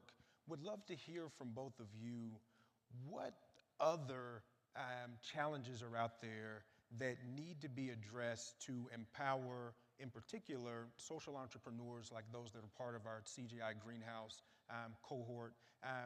What would you like to see from the CGI network or from global leaders to, again, provide that support for entrepreneurs? I'll start. We need greater investment in networks, in people power. The power and opportunity of this policy agenda is that we are offering up these recommendations, sourcing them from thought leadership across organizations and individuals, and identifying the ones that we think will get us furthest, fastest. And then we are piping in our ecosystem leaders across the country who support over 300,000 entrepreneurs and innovators because they want in. They want to be mobilized, they want to be activated, they want the talking points, they want to reach out to their representative, but we haven't invested enough resources into building from the grassroots, into building that people power. So if we want to see real transformational change in inclusive entrepreneurship, it's not enough to invest in another accelerator, it's not enough to invest in another incubator, it's not enough to invest in another CDFI. We have to figure out how we are going to build networks and connect individuals so that they can advocate on their own behalf and achieve the change that we need to see. The network effect is incredibly important. Jacques-Philippe, close us out. Sure, happy to. I would say +1 to that. And we can use the old proverb, if you want to really be supportive, teach one how to fish, don't just give them a fish. And I think a lot of what we've seen out there has been along those lines. It's kind of charitable, but you almost get a sense that it's more about the giver than the receiver, allowing one to feel good for providing a fish, knowing that that person's going to be hungry every day after that. And I think that goes back to what Kelly mentioned around really creating capacity within the communities that we're looking to support, as well as being inclusive, right? So all these challenges that we're talking about here today have been around for quite some time, and we haven't been inclusive enough with respect to the solutions. And the reality is the people that feel the brunt of those challenges are likely to have the bulk of the more adequate, fulsome solutions. And I think a lot of it revolves around that. And, I don't want to just be harsh. I've been coming to CGI for some time, and I think we're making progress, right? This room wouldn't have looked like this a decade ago. And so I think it's also continuing to build, working with the Brendans, working with the folks who understand how to get connected with the culture. And that's a global thing that we need to work on. And I think in as far as we do that, we're at least giving ourselves a chance to do well. This is like serious work. I'm committed for the rest of my life. But I'm not sure if that's even enough time or resources. But what I do know is if we're not all involved, we're definitely not going to do it. Right? We could use Felicia as an example. She took her shot. She reached out to CGI, and here she is presenting. Right? So we need to make sure we take our full shot. And our full shot involves full engagement. I know people have many different measures of success. For me, success is 100%. It's not about the goal. It's about, did you put your all into achieving that objective? And I think that's what we really need to do, and not this surface level, give your all, like really give your all. And that is what is necessary in this moment in time to have a chance of doing the work that needs to be done. And just thank you. Yeah. Well, thank you again to our commitment makers, Jacques-Philippe Piverget from Good Light Capital, Kelly Burton from Black Innovation Alliance. Congratulations on your work, and thank you for joining us. Man, Thanks, brother. man. Yeah, Kelly, thank you so much. I know many of you have already been using the hashtag CGI Greenhouse to share photos, to share your comments. Please continue to do that throughout the day on Twitter, on Facebook, on Instagram. We love being a part of the online conversation. I also know, again, we're live streaming. And so for those of you who aren't here with us physically, we love having you join in the conversation as well. And we will now transition to our climate resilience pillar, where we'll have more presentations from entrepreneurs. And we will start with Andrew Ngeli from Kando, Dave Levin from Hala Systems, and Tania Pina from Renewable in our climate resilience pillar. One note, Dave here is actually doing great work on peace and security, but he is joining Tania and Andrew for climate resilience. Welcome them to the stage.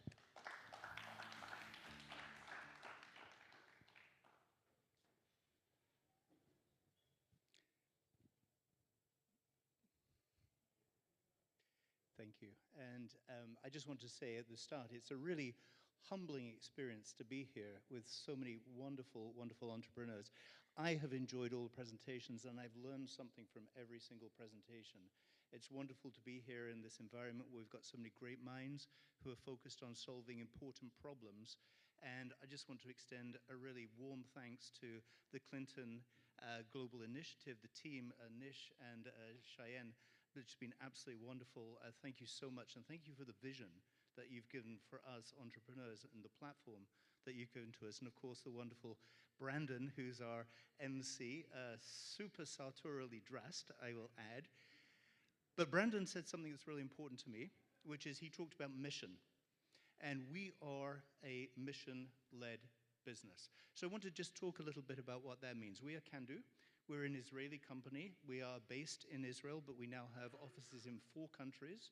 We've got clients in, I think, 8 countries, and I don't know how many clients we have as of today, but we've got a fairly extensive client base. And who are our clients? We serve the wastewater industry. I know it's fashionable to begin with a personal story. It's harder to tell a personal story about wastewater. I could come up here and talk about my family and wastewater. But let me ask you this. Who used the bathroom this morning? Probably everybody in the room. Don't bother putting up your hands. I hope you did anyway. But who thought about what happens to that wastewater when you press the flush? One person in the back. One person in the back. We Kando exist to help the industry, to help people think about what that means in terms of a wealth of untapped data. So you'll hear a lot of talk here about One Water. You'll hear a lot of talk about digital water, digital wastewater. You'll hear a lot of talk about water reuse, all of those sorts of things. But effectively, we're trying to build a 21st century data and AI approach to the management of water using a 19th century sewer system. Just think about that for a second. So we exist, our mission is to assist the wastewater industry transition into the 21st century, into a data and AI future. There should be another slide here, I'm sorry about that. I just want to say that if you talk to us, we can talk to, and I hope investors will come and talk to us, but we can talk the language of investment. We can talk ARR, we can talk EBITDA, we can talk term sheets, all of that sort of language. We can talk return on investment. But where we start is actually with the impact of our mission. 2 words are super important for us, impact and value. Impact for communities and people, value for the clients and customers that we serve. And so in terms of impact, our goal by 2025 is to improve the lives of at least 60% of the people living in the communities in the markets that we serve. So we have a very tangible impact-focused goal. From that flow our financial and revenue goals. So what does that mean? We have a vision that's built around One Health, a vision where in any community, that we can identify sources of pollution that enter the wastewater environment, the wastewater infrastructure, where those sources of pollution can be identified, they can be located, and they can be contained. And we have a product that does that right now with our clients across countries and across utilities.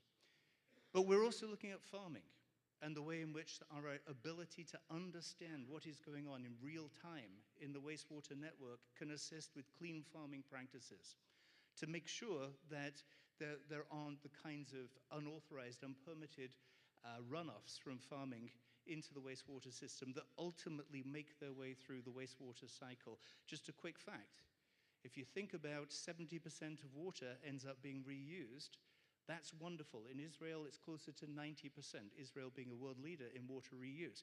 But along with water reuse comes problems. As you reuse water, for example, that might have come from farming, that's got antimicrobial resistant genes in there. Current technology cannot remove those genes at the wastewater treatment plant. So now we've created a cyclical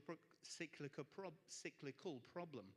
And that water, if it's reused back in farming, again, animals can eat that, it can get into the food chain, and we've created an AMR problem.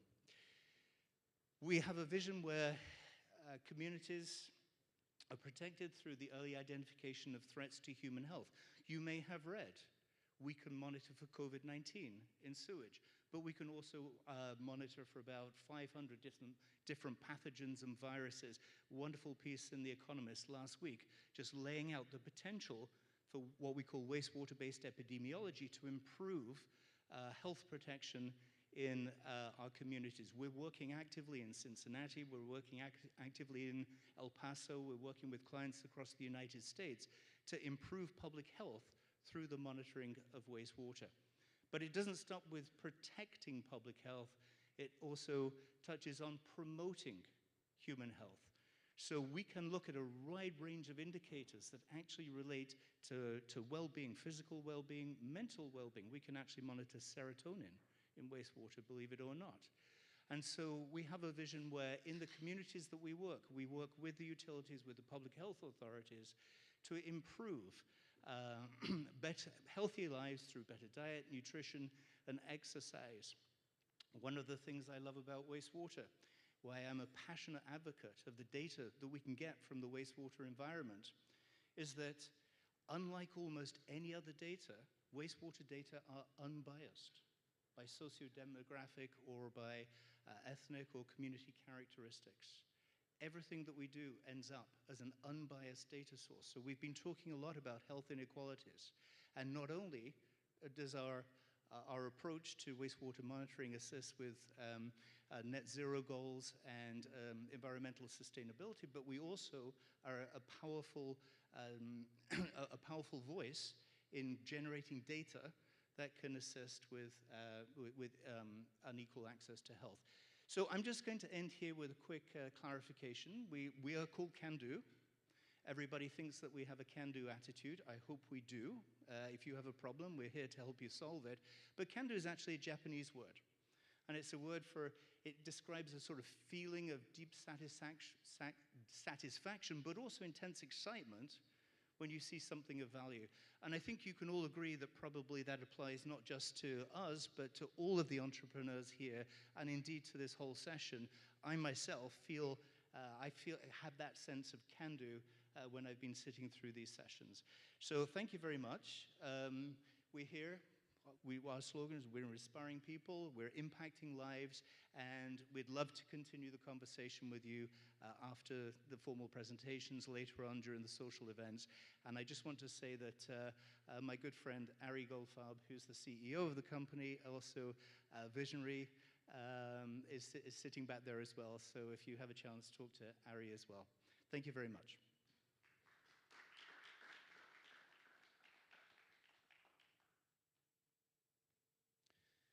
Thank you so much.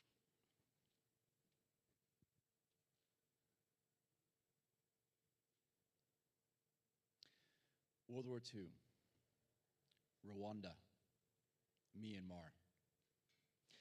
We keep saying never again, and yet genocide continues over and over again. Our team at Hollow Systems is passionate about letting our children live in a world without genocide.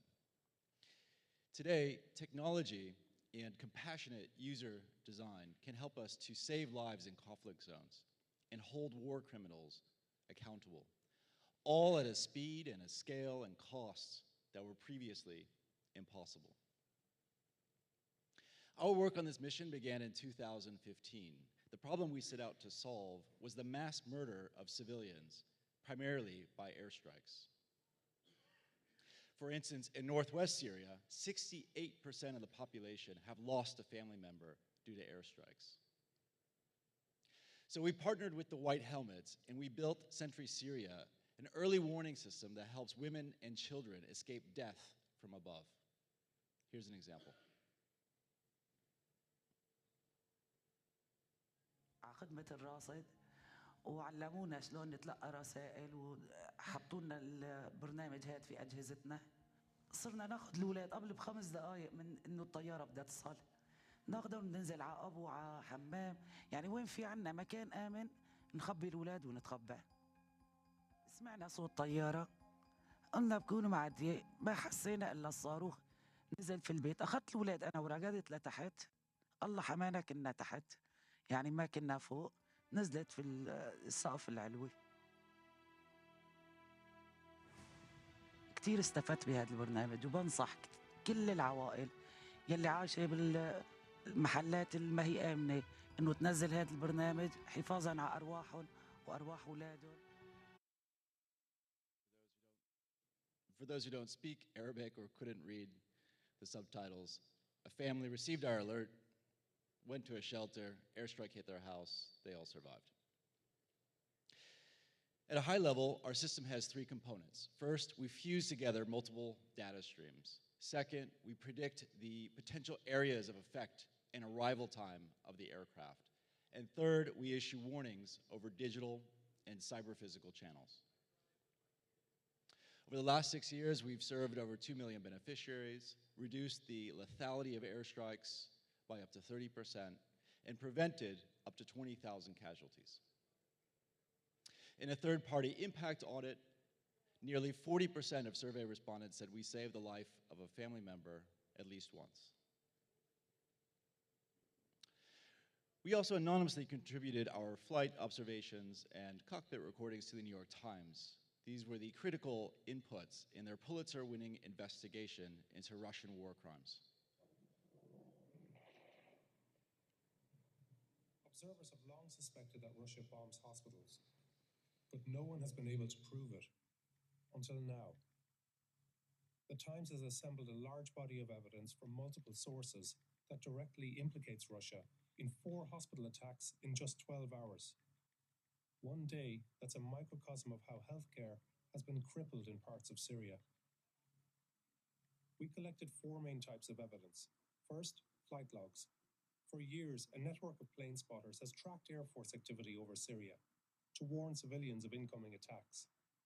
They record sightings of fighter jets and listen in on open radio communications between pilots and air traffic controllers. We received months of those flight logs, which tell us where and when the Russian Air Force was flying. Second, we obtained thousands of recordings of those radio transmissions as Russian pilots operate in the skies above northwest Syria. We spent weeks translating and deciphering their code words to understand how they carry out airstrikes. A pilot receives coordinates for a target. He confirms the target is locked. The pilot calculates the minute he will strike. The dispatcher gives the green light. And the pilot reports back, saying, "Srabotal, I worked it." This gives us the clearest picture yet of how and when Russia bombed targets. The Ukrainian government has asked us for help in strengthening their early warning system. The current system is old, imprecise, and often slow to activate, a relic of the Soviet era. Russia has launched on Ukraine an average of 21 missiles every day, and they've killed thousands of civilians. Given the frequency of alarms, civilians often ignore these alerts in much of Ukraine, just as I have done myself there on many occasions. So we are seeking to reduce warning fatigue, increase precision, modernize the infrastructure, and strengthen its resilience to attack.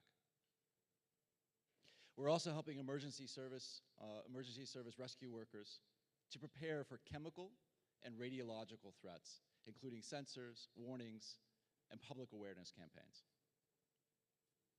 Finally, we are pioneering innovative ways of collecting and preserving evidence in order to expand and improve jurisprudence of war crimes.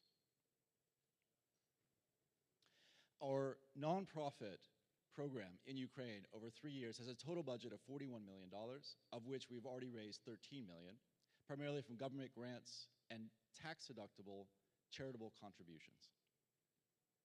Now, we may never end genocide, but we can and we must help innocent women and children from being slaughtered with impunity over and over again. Thank you for your time.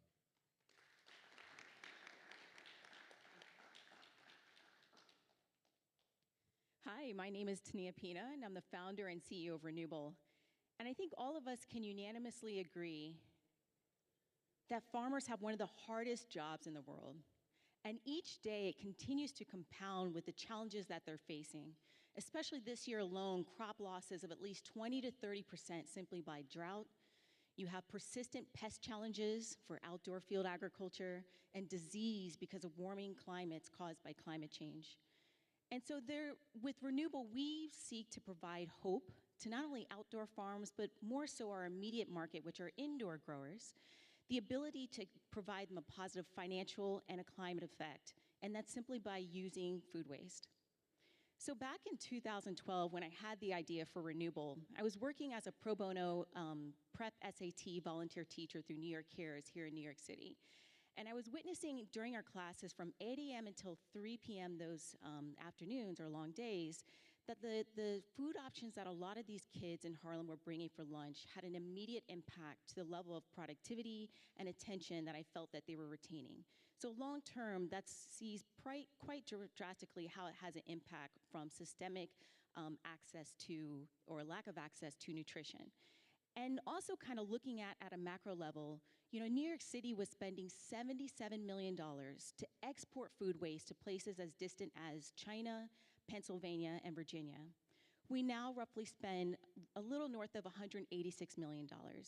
So back in 2012, when I looked at, okay, here's how nutrition is impacting these kids on Saturdays and how I can't really retain their attention, and I'm praying to God that they're retaining the information that we're teaching. And yet on the other side, food waste continues to increase in urban metropolitan areas. There's a unique opportunity to reclaim this food waste so that more urban or indoor growers growing in and around cities that seek to grow local, sustainable, lower carbon footprint or lower food in indoor controlled environments such as greenhouses, vertical farms, or hoop houses, even in field agriculture. There's a way for them to do so using food waste that we can reclaim for free. And so let's look at even larger macroeconomic drivers to really support the work that we're doing. Globally, the agriculture industry contributes 19% of global greenhouse gas emissions. Livestock contributes 14.5% of that amount. And what are called mineral salts, so that's what your legacy fertilizers or your inputs that is normally used to grow food, that contributes to 4 to 7% just to manufacture, ship, and distribute them. And the reason why it's so intensive, this fossil fuel derived product, is because of the fact that they have to use a very chemical, petroleum-based process to manufacture these synthetic mineral salts and ship them worldwide. And they're often coming from places as distant as Russia, China, and Brazil. And because of the Ukrainian invasion, also with geopolitical pressures, places such as Russia and China have reduced their reserves and reduced their export commodities of this type of product. And so why can't, just like our traditional soil farms, use what are organic inputs, more widely available but in fragmented markets, such as chicken litter, fish-based waste products.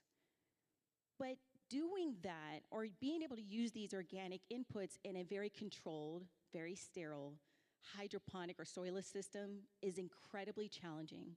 And the reason why is what you see in these two pictures are examples of what are mold or biofilm, and if left unmanaged, it can lead to food safety pathogens and just total obstruction in terms of operating these types of indoor vertical farms or greenhouses. And so what we do is we basically source vegetative waste from food production, distributors, as well as processors. And our unique process allows us to reclaim the nutrients in a way that can be used by these very sterile, controlled, predictable systems. You see, the problem is in a soilless or hydroponic system, you don't have the very rich microbial organic matter to break down and make these nutrients readily available to the plants as you would in a typical soil environment. So we do the pre-processing, the hard science really involved to make that readily available as a product that can be used by both consumers and commercial farms. And we also create a product called Renew Terra, which is a grow media. And what we've seen is that in the UK, Canada, and Ireland, some of the largest exporters of what is called peat, it's the alternative for soil used in a hydroponic or soilless system, well, they've decided to prohibit the production of this largely commoditized product, which is now reeling the industry as it relates to those growing in an indoor farm, because that has caused inputs such as this to be 3x the cost it was. Similarly is mineral salts. And so what Renewbar Impact is for every product of our organic hydroponic nutrients sold on every 1 ton of food waste that we process, we can reduce or remove 3 tons of greenhouse gas emissions. So our very circular, fully reclaimed process, which allows us to use all of the food waste, allows us to fully upcycle into products.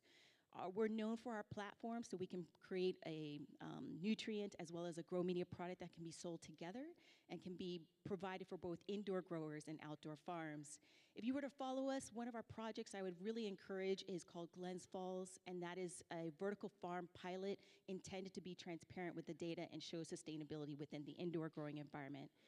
We hope that you continue to consider funding or investing in us through some of our partners and investors or through your own, and really appreciate your time today with giving us the exposure and visibility to speak our story. Thank you. And we certainly hope that, that all of you will consider funding and, again, supporting all of our greenhouse entrepreneurs. So thank you so much, Tania, Dave, and Andrew, for your incredible presentations and for the work that you're doing. Now we will continue our climate resilience pillar. Our next 2 entrepreneurs will present and then be joined by a special guest for a climate resilience conversation. Please join me in welcoming C. Briganti from Lollyware and Jed Dutton from Temper Pack.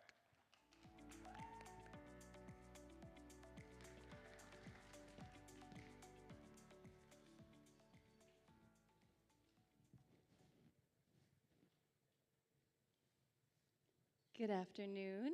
I'm C. Briganti, and I'm the CEO and founder of Lollyware. I'm a climate activist, a venture-backed product developer, and a social innovator on a life mission to advance the planet towards a plastic-free, decarbonized future. Let's take a journey together before we hop right into the work. Another world is not only possible, she is on her way. And on a quiet day, I can hear her breathing. Arundhati Roy. Let's imagine if we could build an inclusive economy based on seaweed cultivation.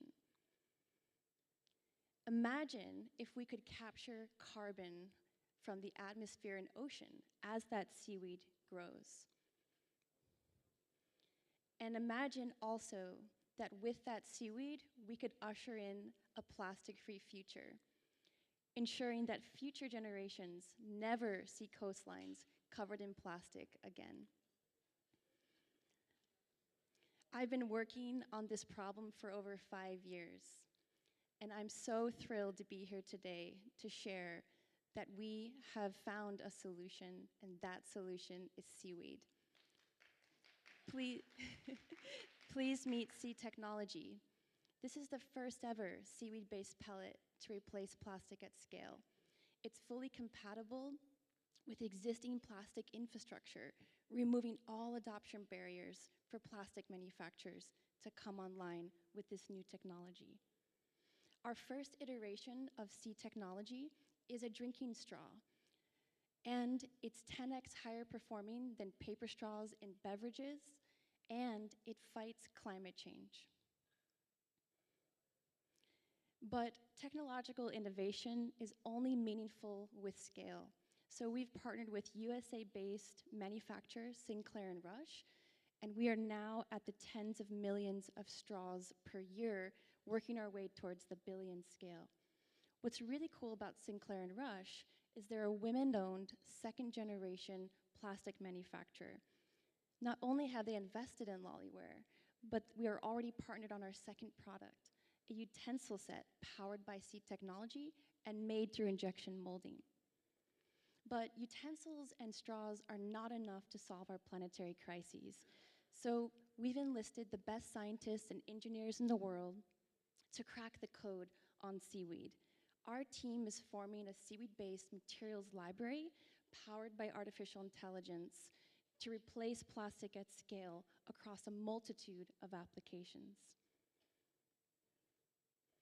And none of this scale and breakthrough innovation would be possible without the support of our dedicated investors and supporters, such as Oliver Libby from HL Ventures and City Rock Capital. Nexus family, thank you for joining today as well. L. Catterton, and many more. But I'm excited to meet more investors and supporters today at CGI to help us scale up our impact even further. Because beyond creating a plastic-free future, I'm excited to share our vision for a blue circular economy. One where seaweed farmers are at the center, growing regenerative farms in coastal communities, creating livelihoods around this brand new input. Imagine a world where that locally harvested seaweed is processed into our pellets. Those pellets are manufactured into our products for local markets, creating jobs across the entire value chain. And all of our products that we create are designed to disappear, which means they return to the earth as nutrient-dense soil for regenerative farming. So I want to leave you with one question today. What future do you imagine for our blue planet? I'm C. Briganti, and I'm the CEO and founder of Lollyware, and I'm on a life mission to advance the planet towards a plastic-free future. Thank you.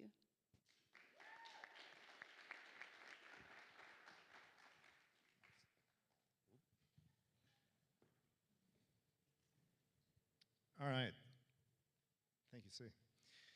So TimberPack is in the business of developing and manufacturing materials, particularly materials used for packaging, which many of you may know accounts for about 1/3 of all the waste we send to landfills.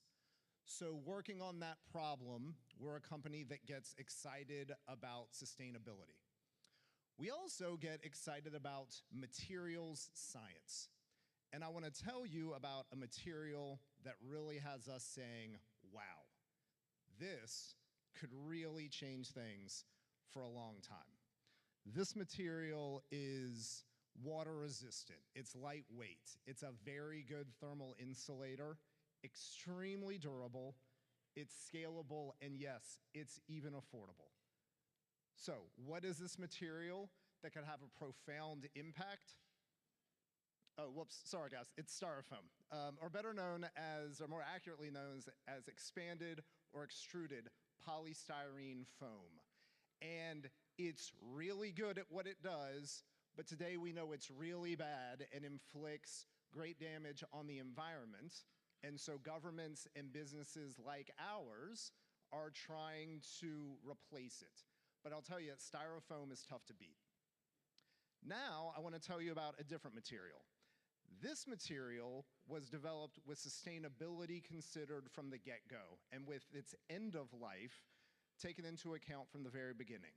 So it is compostable, it's renewable, it's recyclable, and it is a paper straw. Now, luckily, C and her team have straws taken under control. But a paper straw is a good example of both the reality and the perception that sustainable products face.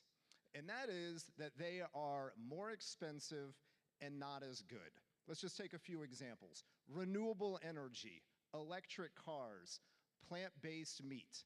They're all great, but they're also not quite as good as the original, and they're more expensive. So if you're in our business, what do? So at TimberPack, we take that problem head on, and we have to make it easy for our customers to buy, which means we have to make our sustainable products work in the real world, not the world that we wish it were. So we can't have, our customers aren't going to be able to overhaul their operations to take our packaging on board. Our packaging has to work in their operations and in their budgets. Same deal at home. Our products have to work for the way people live, which means we have to make them very easy to recycle or compost, or a lot of our work is going to go for naught when those products end up in the landfill. In short, we have to compete and win on quality, functionality, and scalability. Sustainability might get us in the door, but 9 times out of 10, it's not going to be what wins the deal. So, what are we working on? Our initial calling and our core business is helping keep styrofoam out of landfills. And the part of the plastics problem, the styrofoam problem that we focus on is last mile cold chain shipments. So, meal kits, frozen meats delivered to your home via UPS, or insulin, or refrigerated or frozen medical treatments delivered via FedEx. These all need insulation, and styrofoam would be the incumbent material for it. And this might sound like a niche problem, but there are millions of these shipments happening every week. Our materials that we offer are recyclable and compostable and a compelling alternative, and this is the battle that we are fighting in the marketplace every day. One area that is a special focus for us is the life sciences. We estimate that the life sciences industry uses enough styrofoam for these shipments to fill 100 Olympic swimming pools every year.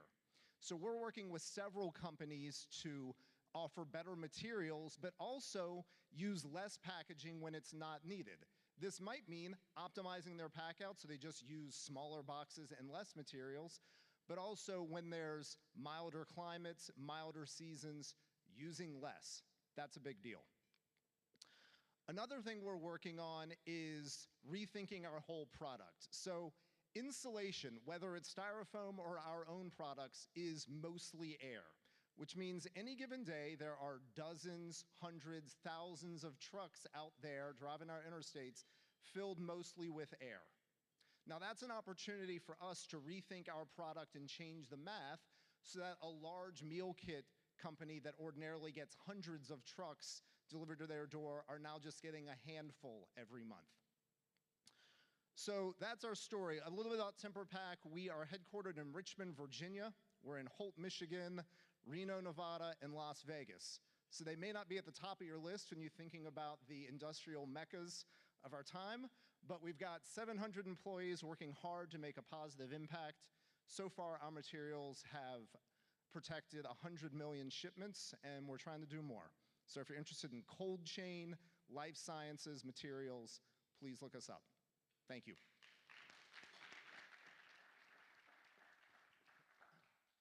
Jed, C, incredible, incredible work. really enjoyed learning a little bit more about not only the innovative approach that you're taking, but the practicality of your approach, Jed, I think, which is really important for any of these solutions that we're talking about. Now, C and Jed will be joined by a special guest, Nancy Twine, who's the CEO of Briogeo. Nancy started this big brand in her East Village studio apartment, armed with her grandmother's coveted beauty recipes. She's now grown Briogeo into one of the fastest growing all-natural prestige beauty and hair care brands in the world. Just this summer, Briogeo became part of the Wella Company, so congrats on that acquisition and transition, which we're looking forward to learning more about. Nancy has focused on sustainability and clean beauty from the beginning with her business, and now Nancy will join us for a climate resilience panel. Nancy?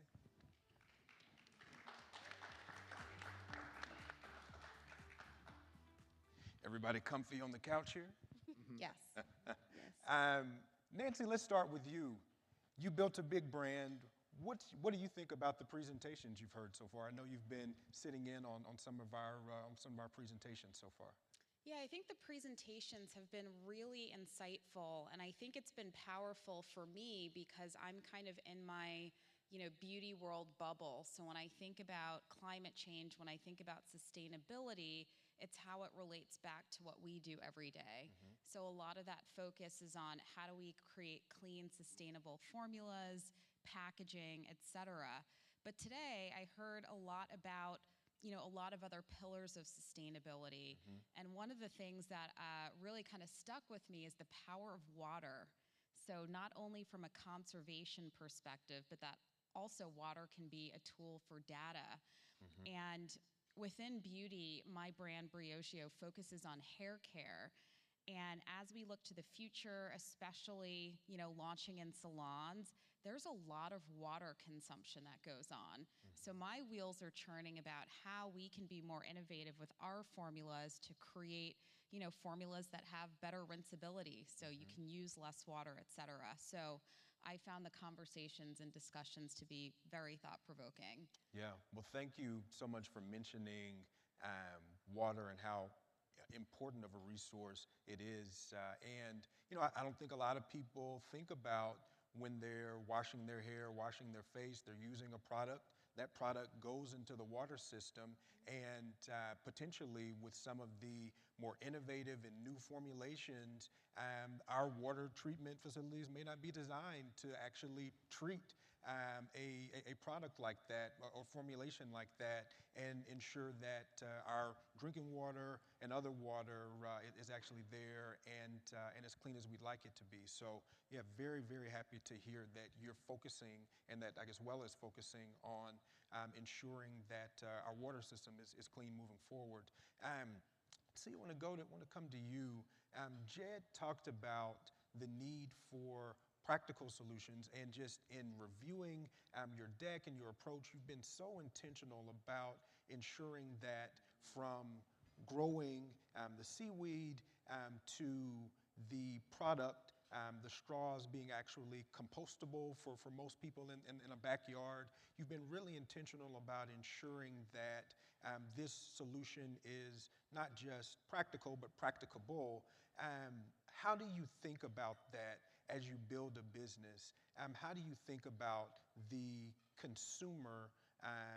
How do you keep them in mind as you try to push your innovation out and that can really have some positive change when it comes to climate resilience? Thank you for the question. Thank you all for joining today. So we're very focused on creating a new economy around seaweed, replacing plastic at scale, and working on the climate crisis. So all of those three things are intersecting for us. So in order to reach that level of impact, we knew that it would require intense collaboration across the entire value chain. So when it comes to the consumer, providing a product, and Jed, you touched upon this, that's not just the most sustainable product, but one that is super high performing, because you need to achieve both. And then on the manufacturing side, being able to collaborate intensely with the big plastics companies and treating that treating that collaboration very seriously and being on the ground at the plastic manufacturers and understanding what language they speak, what form factor they require. And so that's where the pellet was really born from, that collaboration with those big plastic manufacturers. So by creating a pelletized version of a seaweed material that can be run on existing equipment, we've now met them all the way. We've met manufacturers all the way and consumers all the way to achieve a truly scalable, impactful solution. Incredible. And just to put a fine point on this, so you take seaweed that looks like any other kind of seaweed we might see in the ocean or anywhere else, and you turn it into these pellets that can then be used, I assume, for a range of products. You've decided to begin with the straw, but those pellets are compatible with current manufacturing facilities, current plastics manufacturers. I think it's incredible that it gives such a range of potential uses for that. So yeah, thanks for being intentional there. Jed, I want to come to you. As we think about these solutions, whether it's climate, whether it's health equity, whether it's creating a more inclusive economy, we all want to get to scale. But scaling means delivering a product, delivering a service to a range of customers, and that's exactly what you do. You work with everyone from food delivery to healthcare. As you all have scaled the company, what is it that you consistently provide to every company despite the differences in terms of where those companies are, what kind of products that you may be shipping, what kind of services you may be delivering to them? So I think there are two dimensions to that. First is every time we've invested, every time we've raised money and invested, it has been with the specific purpose to advance our manufacturing capability and capacity. So getting better at making our products more efficiently and more of them, which is a key part of lowering our costs and making our products more available. And this also, for example, gives us nationwide coverage and a bigger geographic footprint, which is a key part of our business. The other thing is, as we kind of touched on, if our product doesn't work, it's of no value. Right. And people aren't, our customers are not going to buy it. So we have laboratories in Richmond and in Michigan where we test our solutions in thermal chambers. There's an organization, the ISTA, International Safe Transit Authority, that has standards for doing this, where we can test our customers' packouts, prove that they are going to work for 36, 72, 96 hours, whatever is required by that customer. And so that gives everybody a vote of confidence as we move forward and get these solutions out into the market. Yeah, incredible. Nancy, let's return to you. CGI, as you may know, has always been about turning ideas into action, and that's part of the reason why this CGI Greenhouse program emerged, because who better to engage around turning ideas into action than entrepreneurs that are literally doing that every day. Would love to hear a little bit more about your founding story and how you turned the initial concept, the initial idea into this now global business that was recently acquired with a new partnership. How did you do that? Yeah, absolutely. So I didn't start my career in beauty. I actually started my career in finance. And about 12 years ago, I lost my mom pretty suddenly while I was working in finance. And it was really kind of the catalyst for me to rethink how I was spending my time, because we spend so much of our time and our lives and our careers. And I just wasn't, inspired by the work that I was doing in finance. And my mom was a chemist, and growing up, she used to make a lot of our own beauty and personal care products at home, and it was something that we would do as like this mother-daughter activity. And at the time, I was in my mid-20s, I was an avid beauty consumer. I was starting to see this shift that was happening in beauty and personal care, with consumers starting to gravitate towards clean, natural, and sustainable formulas. And I thought, wow, I could actually take this thing that me and my mom were doing and turn it into a viable company. So I didn't quit my job right away. I ended up spending my nights and weekends working with a formulator to develop products and finding a packaging manufacturer, which when Briogeo launched in 2013, sustainability was part of our mission. It's obviously kind of the cool thing to do, and a lot of brands have kind of jumped on board after the fact, but this is something that we've been doing from day one. You made it cool. Yeah, we were part of that movement to make it cool. And at the time, I had actually identified a packaging supplier in Virginia that was offering PCR bottles. So they would get these milk jugs, have them delabeled, the caps taken off, and they would melt down the plastic from the milk jugs and actually recycle it into these new bottles. So from day one, Briogeo has always used PCR bottles for the shampoos, conditioners, and then those bottles themselves are recyclable. So there's like this two-way recycling stream. And so we were doing something very different at the time within prestige hair care. There really wasn't any other brand that was offering clean hair care for all textures and types with a focus in clean and sustainability. And we launched with Sephora in 2014, and we became one of the fastest growing hair care brands there. And now we are part of the Sephora Clean Plus Planet Positive program and Ulta's Conscious Beauty program. Wow, incredible, incredible. Give Nancy a round of applause for making sustainability cool. I know a lot of other companies have been working in this space, but really incredible founding story. As we come to a close, and we're going to transition to our lunch break immediately after this, for those whose stomachs may be rumbling like mine, would love to hear from each of you. You saw the commitments that were made earlier. What kind of commitments, what kind of challenges should the CGI network be looking to take on to drive impact when it comes to climate resilience? What would help companies like yours, or what would help drive impact here more generally? See, I'll start with you. Sure. So for us, definitely supporting local seaweed farming communities worldwide and coastal communities, and removing regulatory barriers to growing native species of seaweed would be number one. And then number two, as we've seen across Canada most recently, and with the EU Plastics Directive, more bans and levies on single-use plastics. We really have to eradicate single-use plastics from our lifestyle and hopefully replace them with technologies like lollywares, like mycelium, like other exciting technologies from hemp. And so really seeing biomaterials replace plastic at scale, supported by regulatory forces. Great, thank you. Jed?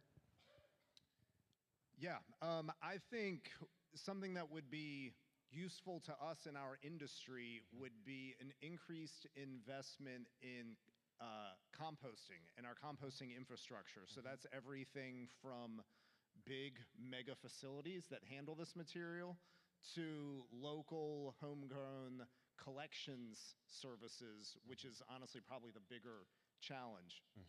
That's something that would really move the ball forward in the realm of packaging, landfill, and honestly food waste, and trying to resolve that issue more sustainably than that happens today.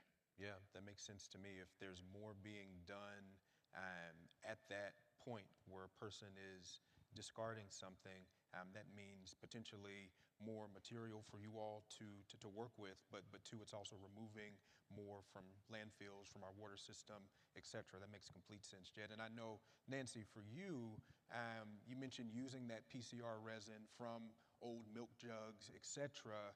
I know the prices for that material has been going up significantly. Would that kind of commitment, increasing composting or increasing local recycling, would that assist you in continuing to create sustainable packaging for your products?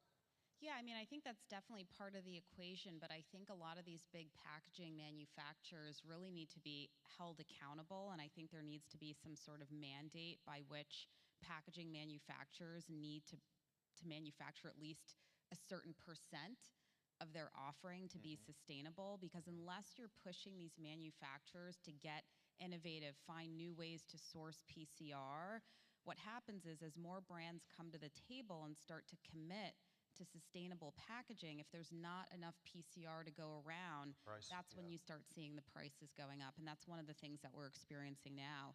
There have been certain instances in which we've had to delay production because we can't get the PCR bottles. So I mentioned that, you know, the retailers are coming to the table with their own sustainability initiatives, and I think that there needs to be more accountability on some of the major packaging players in the beauty space. Accountability, that makes complete sense to me. Well, thank you, C, Jed, our CGI Greenhouse entrepreneurs for the incredible work you're doing, and thank you to our special guest, Nancy Twine. Give them a round of applause. Thank you so much for joining our conversation today. As we transition, we will now take a lunch break. It is 1:50 p.m. now. We'd love to see everyone back by 2:20 p.m. We will begin our afternoon session, kicking off with our inclusive economic recovery and growth pillar, entrepreneurs working to create a more inclusive economy. We'll also have a special announcement from the Avaram Foundation that you don't want to miss as well.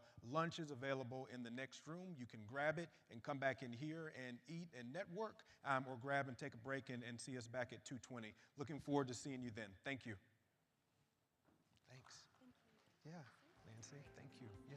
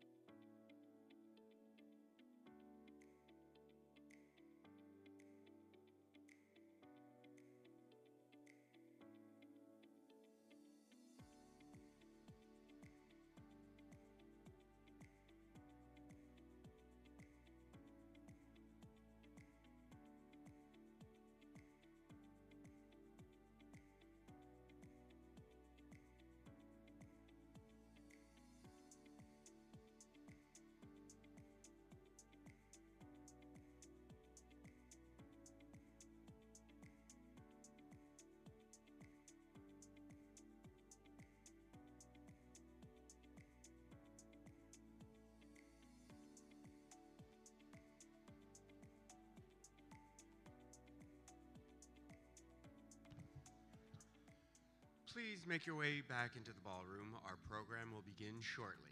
Thank you.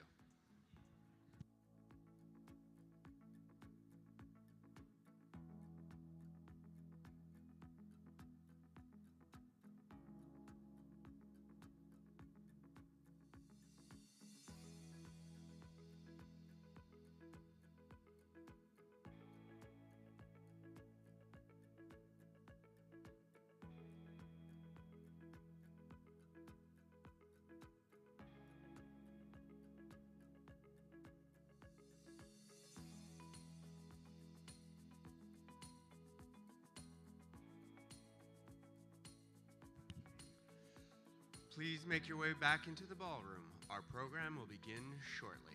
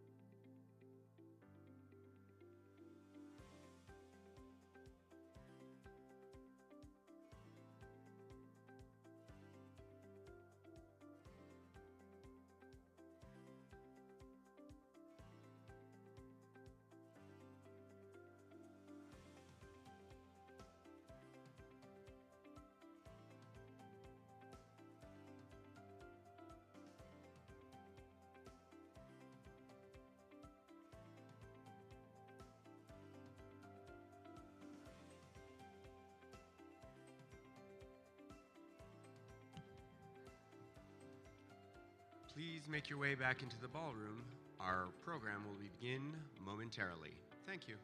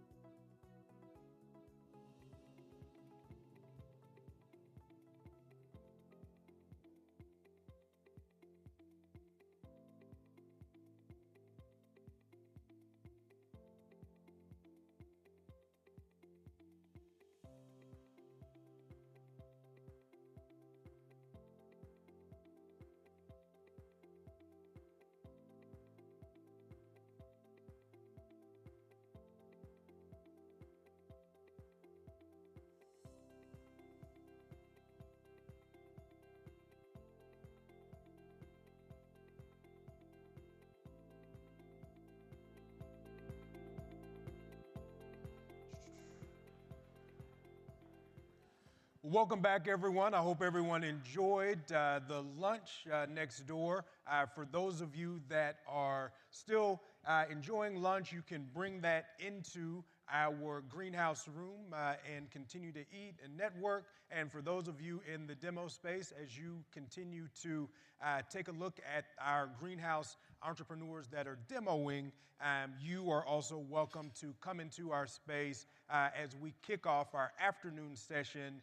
And we will be treated to presentations from entrepreneurs working to create a more inclusive economy.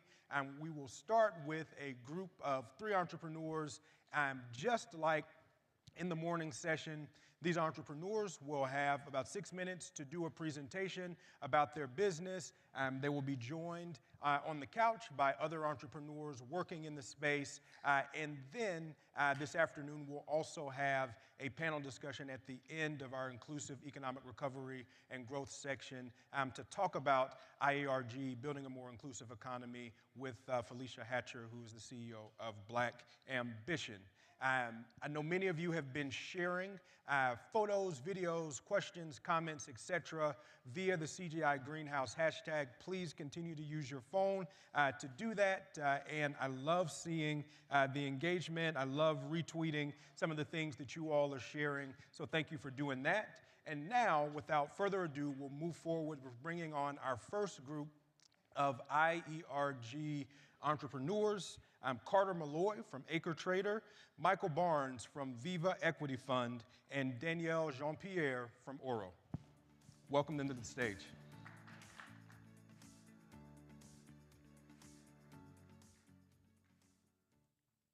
Hey everyone, you hear me there? All right. This is me. I'm Carter Malloy. I'm the founder and CEO of Acre Trader.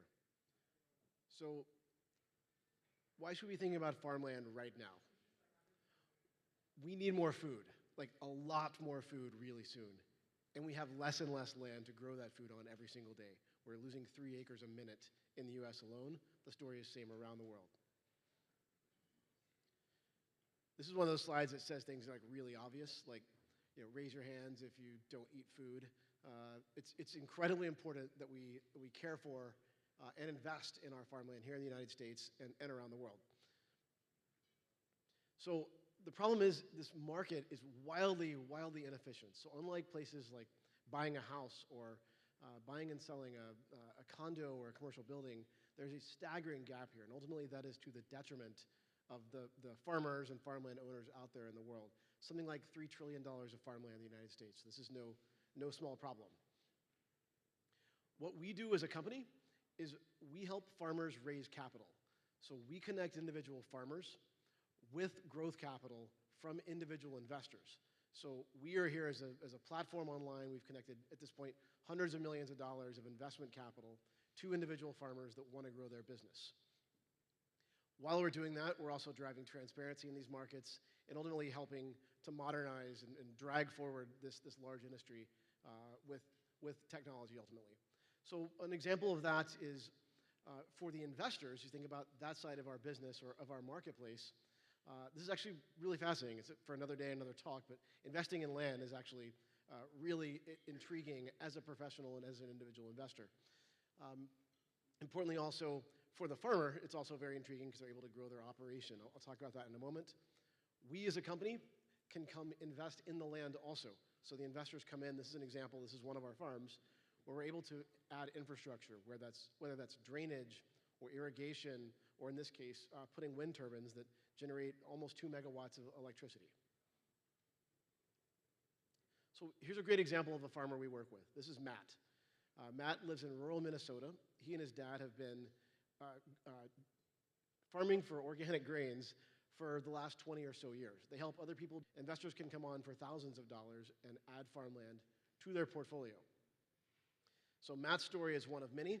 We've done this across about 30,000 or a little over 30,000 acres across the US, including in our homeland of Arkansas. As we've grown our business and helped these farmers grow their business, we continue to realize just how far behind this market is, how opaque it is, and ultimately how bad of outcomes that can produce for the participants within that market. So we've done something about that. We as a company were tying together tons of different software systems. We have a team of data scientists and software engineers helping to build our platform to help us understand land. And so we thought we would actually just take this and give it away.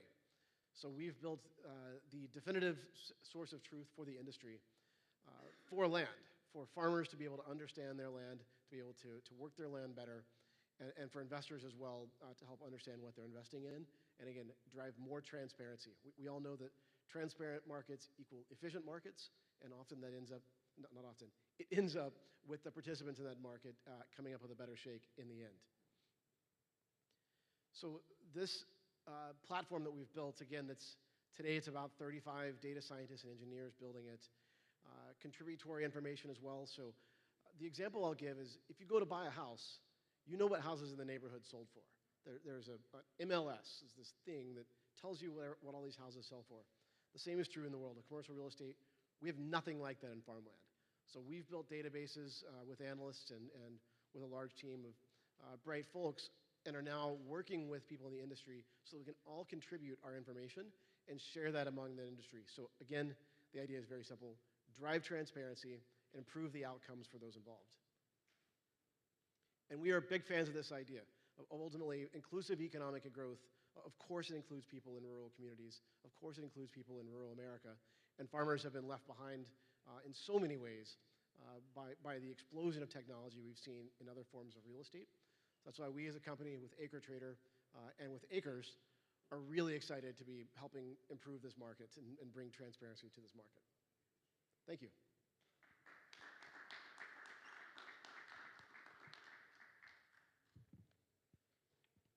Hi, everyone. My name is Michael Barnes. I'm the co-founder and CEO of Viva Equity Fund. And I want to thank everyone for coming out here today. I'm excited that this event is about connections, about what's possible. And I hope that everyone in this room is able to make a commitment to someone else that they've met here, a commitment of time, talent, treasure.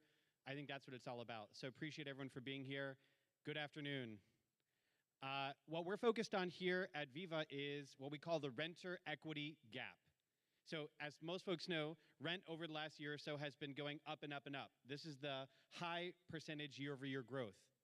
But that's actually increased even faster than our current historic inflation period, and certainly faster than wages.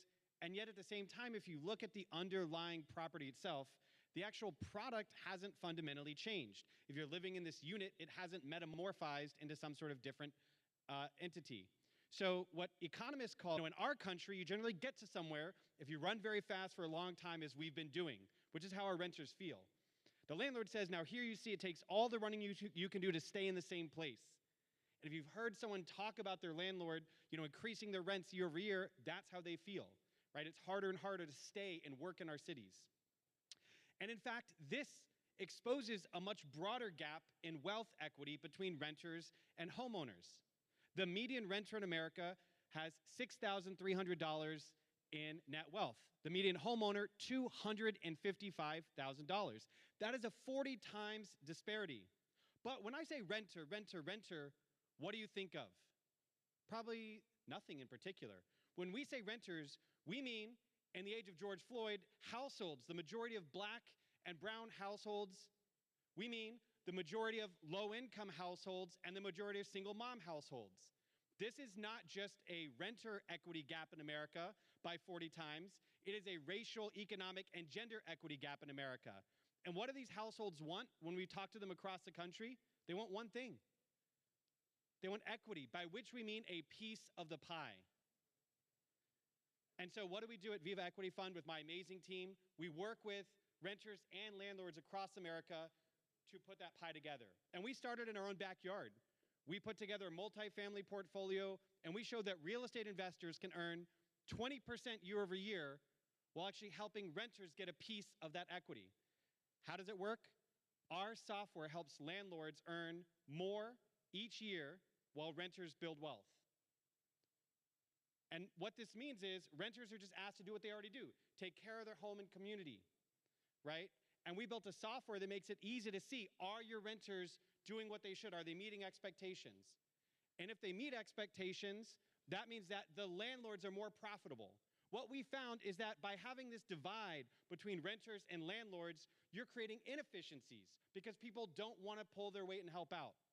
And in our platform, we can decrease vacancy below 2% because renters are motivated to move in. They're motivated to take care of their property. They're motivated to help you get someone else to take their place if they have to leave.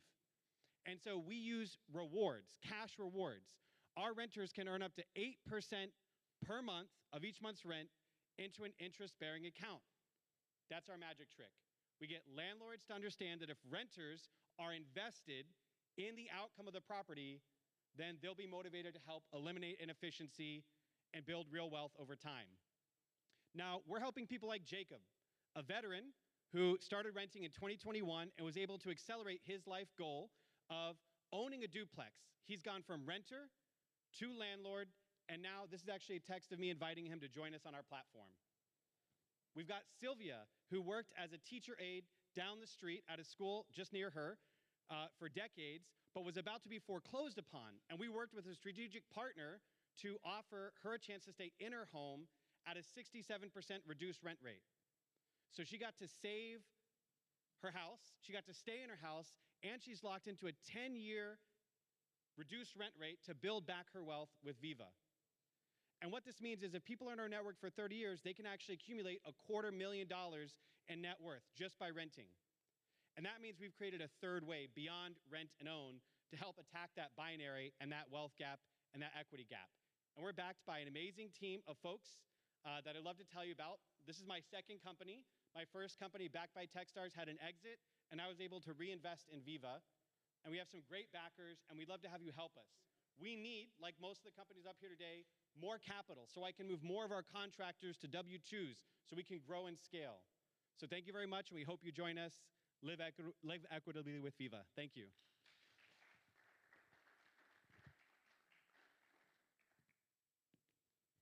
Good afternoon, everyone.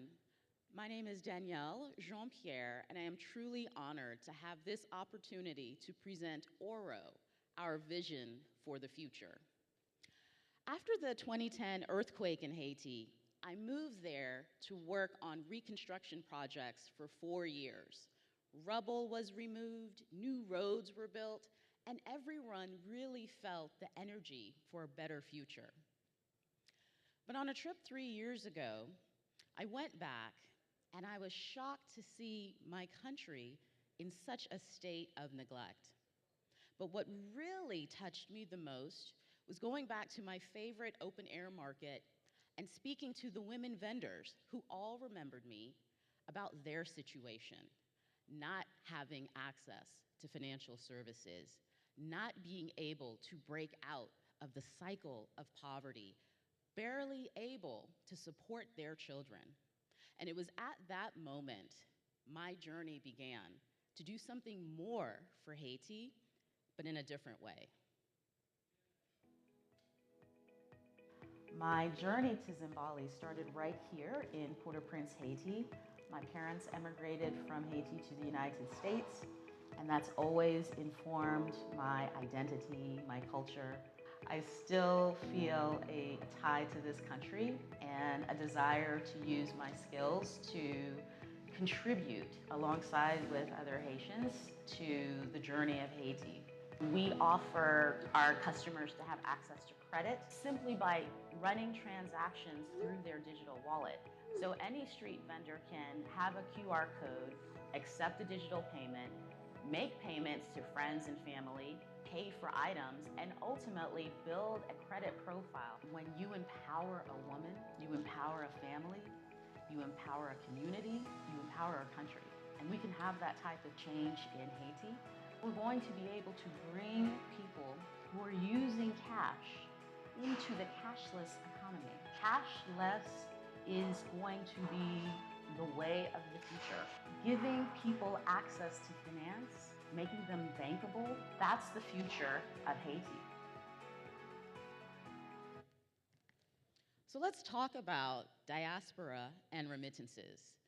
We spend $30 billion each year on fees to send $700 billion in remittances back to our home countries. while at the same time there is a 1 trillion credit gap for small businesses in the global south. And in the Haiti situation, we spend roughly $400 million every year on fees to send roughly $4 billion back to Haiti. What if we could cut those remittance costs down, even by half? So what if we had an extra $200 million every year to invest in Haiti? What if there was a platform that also supported diaspora-led investments? And we all know that community-led finance is the fabric of our society, and it's a driver for economic growth. And there are examples all over the world of community-led finance. In West Africa, it's a Susu. In Francophone Africa, it's a Tontine. In East Africa, it's a village savings club. But you know what? No single platform supports global community-led finance. Until now. Welcome to Oro. Oro QuickBanks supports community-led funding and investment, simplified banking for families and communities, send or spend with anyone, anywhere. Oro is transformative. We aim to unlock the billions of dollars trapped in diaspora communities for investment. And with Oro QuickBanks, communities can easily collect and invest in AI-powered microloans, even to street vendors. Oro is simple. You simply go from 3 apps to 1. We've combined the chat app, the payment app, the remittance app into a single platform. Oro is easy. You simply log into your Oro Cash app, create your QuickBank, chat, fund, and vote on projects you care about in the US or overseas. Oro is Web3. We combine the best of banking, Visa debit, and a carbon-neutral blockchain with our proprietary IP to deliver messaging and voting, quick bank groups, person-to-person sends, AI credit scoring, and cross-border payments. Oro is live. Ladies and gentlemen, we are beta testing Oro right now. It's going to be available to the public in October, and we are targeting 100,000 users on the Oro Cash platform across the US, the Caribbean, and Africa. Oro is a winner. We have a $500,000 blockchain payment platform contract from the HBAR Foundation. We participated in Techstars, and we are the Visa Everywhere Black Founder Edition winner. But we need your help to build the future. We're raising $1.5 million, and we've already raised $425,000. And we have an extraordinary team to build and scale Oro. Our co-founder and CEO, Silton Collymore, right here, is a retail payments expert and cybersecurity expert. He has more than 20 years of experience. He's worked at Facebook. He's worked at the Federal Reserve Bank. He is absolutely extraordinary. Our CTO also comes from the Federal Reserve Bank, and he's an AI and ML expert. My background is I spent 10 years working as a corporate finance attorney and 10 years as a US diplomat in the Caribbean and in Africa. Oro is now. Join us as an investor or a sponsor to support global community-led finance. Thank you. Thank you for the great work that you're doing. Thank you for kicking us off this afternoon. As you transition, we'll bring on our next group of entrepreneurs. Thank you.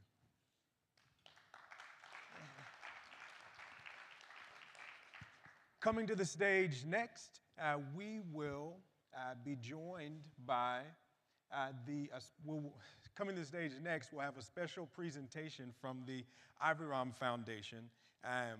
We are looking forward to hearing more about the incredible work that this foundation is doing.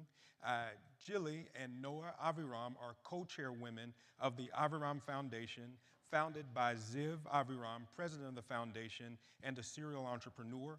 The Aviram Foundation continues the family legacy to create better humanity through innovation, technology, and business. Welcome them to the stage. Thank you. Thank you.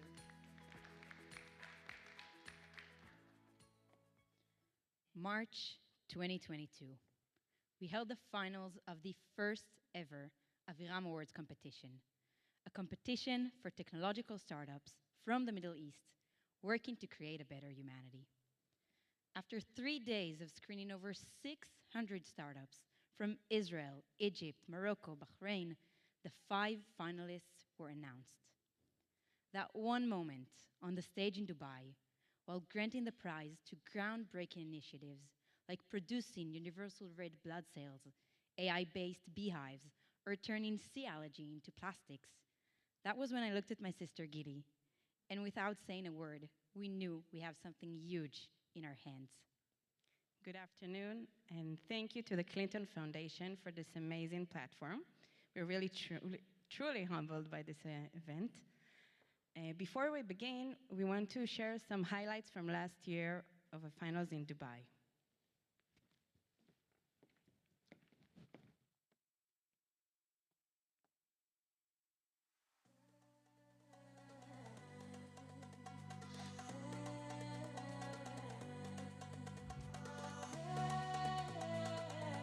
Welcome to the first ever Forbes and Aviram Family Foundation Aviram Awards.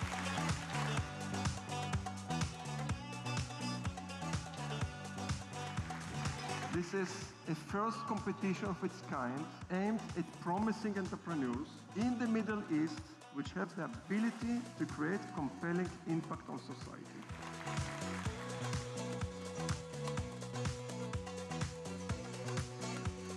Once I was involved in a business with such a substantial impact on society, I knew there was no going back. That became my motivation. Every initiative I will be involved will include this unique combination of doing good alongside substantial business. Being able, through our family foundation, to support these entrepreneurs and offer the frameworks to make sure their mission is accomplished is a huge privilege for us. Thank you for having this awards process to highlight startups that can advance the cause of peace and prosperity. I hope you will stay on the path you're on, and I hope the rest of the world will take proper notice of it. The winner is Ari Gagar from Red Sea Biotech.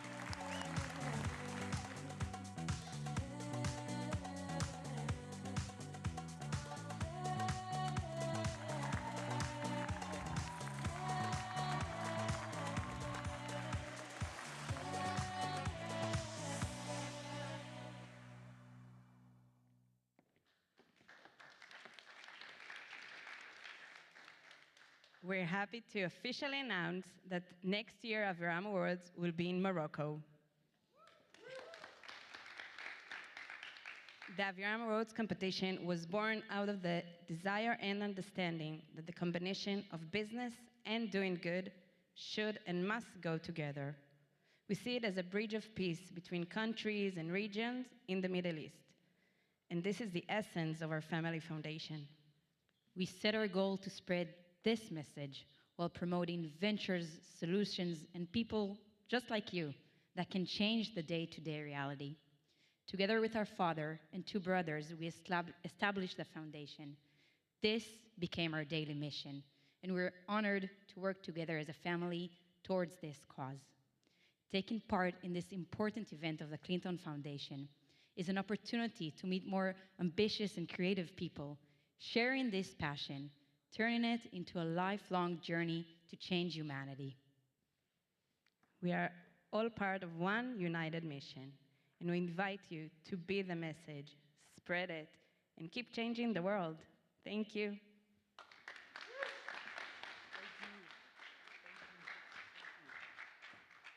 Thank you to the Aviram Foundation for supporting entrepreneurs globally. I've been a follower of Ziv Aviram for actually a number of years. I know they don't, oh, hi, thank you so much for being here. I remember watching a video of you, and you said it was well over 10 years before your first business got to a stable place, and you were encouraging entrepreneurs to stick with it and stay consistent with building their business, even if they're not getting the early traction that they want. I know that experience is especially helpful to the entrepreneurs that are participating in your program. What a family legacy. Thank you so much for joining us today. Thank you. Next, we will continue our inclusive economic recovery and growth pillar with three more entrepreneurs, Tiffany Stannard from Stimulus, Wimimo Abbey from Susu, and Lau Adams from Spry. After these entrepreneurs give their presentations, they will be joined in conversation by Felicia Hatcher, CEO of Black Ambition. You want to stick around for that. Welcome them to the stage.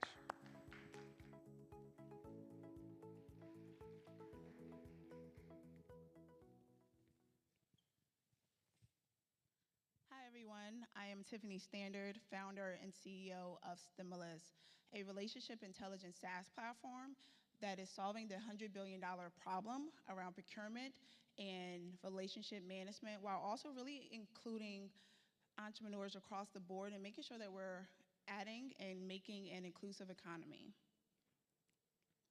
So what's currently happening? Supply chain woes are at an all-time high. Corporate social responsibility is really important right now, and the complex understanding of supply chain is front and center. The conditions are really right for a solution to help with supplier management. Corporations spend more on suppliers than any other balance sheet, as procurement is the single biggest driver in any organization. Large corporations have 50 to 100,000 suppliers worldwide, but the process is inefficient, it is time wasting, $100 billion are wasted every single year, and it's really inefficient for companies to find great suppliers, especially underrepresented founders locally and nationally. As a former executive in vendor management with over 15 years of experience working with suppliers and vendors for some publicly large organizations, I know that much like your customers and employees, your suppliers are a part of your competitive advantage, as they're really helping you get your products and services to the market, whether you're selling to consumers or you're selling to other businesses. So that's when I realized the huge opportunity. Corporations spend over $100 billion annually to solve this problem. So that's why we created Stimulus, a relationship intelligence SaaS platform that combines data insights, relationship building tools, and a proprietary score to really help companies make the best purchasing decisions. To learn how this works, meet Sarah. She is an enterprise corporate director managing over 7,000 suppliers in her one business unit. She's purchasing from IT services to catering to products such as they are here today. She's using spreadsheets to manage those relationships. She's trying to interact with other stakeholders making similar purchasing, and she's Googling to find great suppliers, especially diverse suppliers. After switching to Stimulus, she is all smiles because she is now using a platform where she can retrieve, compare, and interact with the 7,000 suppliers in her ecosystem, but now she has public and proprietary information. And she also has access to the Stimulus ecosystem of over 1 million suppliers, which also includes underrepresented founders. And the stakeholders in the enterprise have the ability to really collaborate on projects and supplier relationship management to make sure that they're spending with the best companies locally and nationally. And they also get reports of the data to understand who they're spending with, why they're spending with, and who they can be spending with in the future. So we all know the stats when it comes to VC investing. Less than 3% of women are receiving funding, and less than 2% of Black and brown founders are receiving VC funding as well. But you know that the similar stats are happening also with corporate social responsibility and corporate purchasing. Less than 3% of corporate dollars are actually going to women, and less than 2% of corporate dollars are going to Black and brown founders, especially diverse founders. Our goal is to really make the purchasing process more transparent and allow for stakeholders across the organization to really help with their supplier diversity initiatives and make sure that they're spending across the board. We're making sure that you're looking at not only household names, but underrepresented founders, and knowing that underrepresented founders means that this is also a great company. Our goal is to really transform the landscape and really understand what industries are missing businesses ran by underrepresented founders. So as the stimulus platform learns the spend habits of our buyers on the platform, we're really able to identify great companies that can be created or help businesses pivot their product and services to really fit a need. So the market has taken notice. We've grown 4x year on year since launch, working with amazing organizations such as Microsoft. Here's one of the national campaigns we were featured in, really talking about our platform and what we're doing with our team. Our growing support includes amazing investors and partners, amazing investors like Northwestern Mutual and Morgan Stanley, and amazing customers such as Penn Medicine in the city of Philadelphia. We're really excited about working with these organizations that are really focused on helping us not only get suppliers to obtain contracts, but also maintain contracts. Our amazing diverse team has 60+ years of experience combined across vendor management, to SaaS, to data, and really understanding the importance of impact and really helping businesses grow. So we would love for you to join our journey. We have really built a scalable tech stack focused on not only solving the problem of improving purchasing decisions, but also improving supplier diversity. So first, we need help in 3 different ways. So one, really focusing on customers that are managing and working with suppliers and looking to diversify their supply chain. And 2, as a growing company that just closed our oversubscribed round this summer, we're always looking for amazing and great talent to really help us scale to the next level. And then lastly, we're looking to really partner with corporations and other organizations that are really looking to take advantage of the $100 billion opportunity in SaaS and supply chain. So thank you so much for your time. Let's build better vendor and supplier relationships together. I am Tiffany Standard, founder and CEO of Stimulus.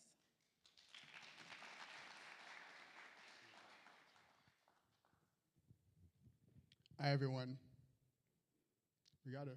I used to be a community organizer, so when I say hi, everyone, you got to respond back. Hi, everyone.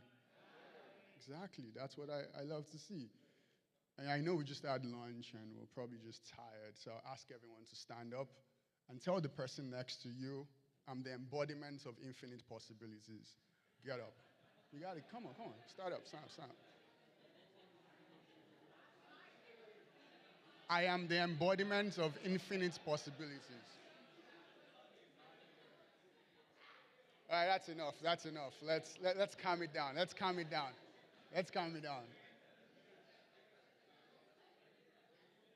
All right.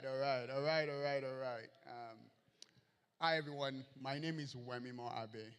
I'm the co-founder and co-CEO of Harlem-based fintech company and one of the few billion-dollar valued black companies in the world.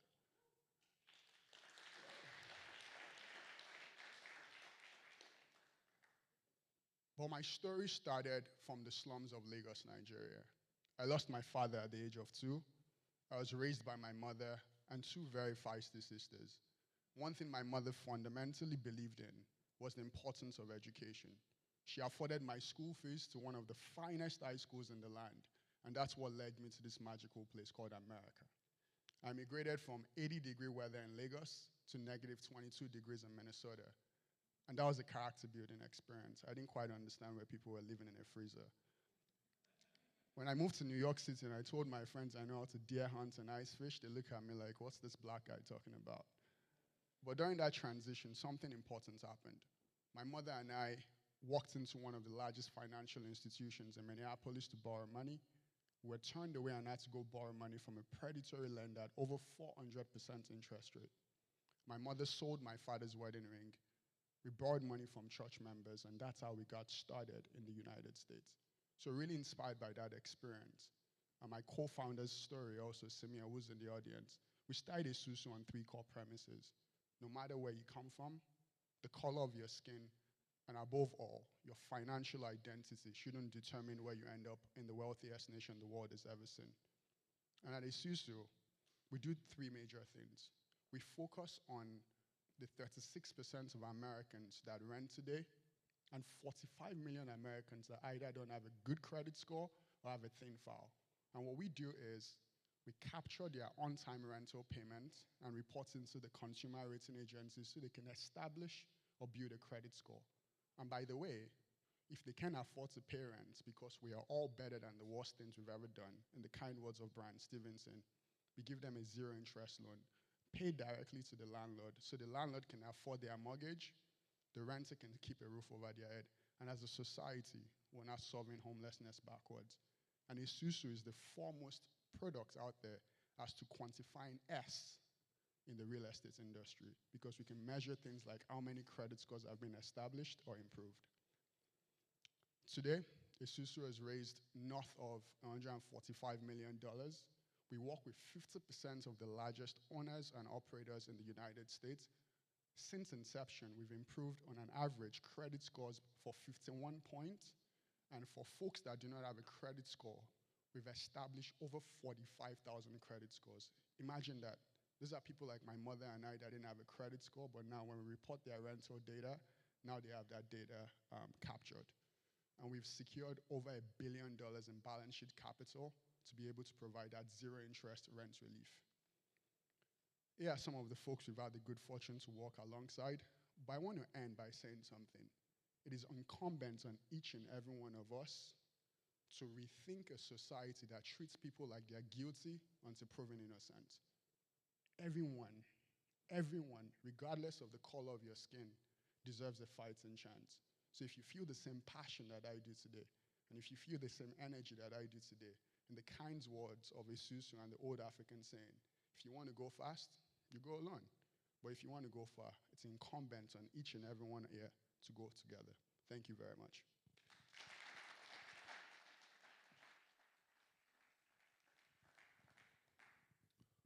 Hello, everyone. My name is Lyle Adams, and I'm the CEO of Spry.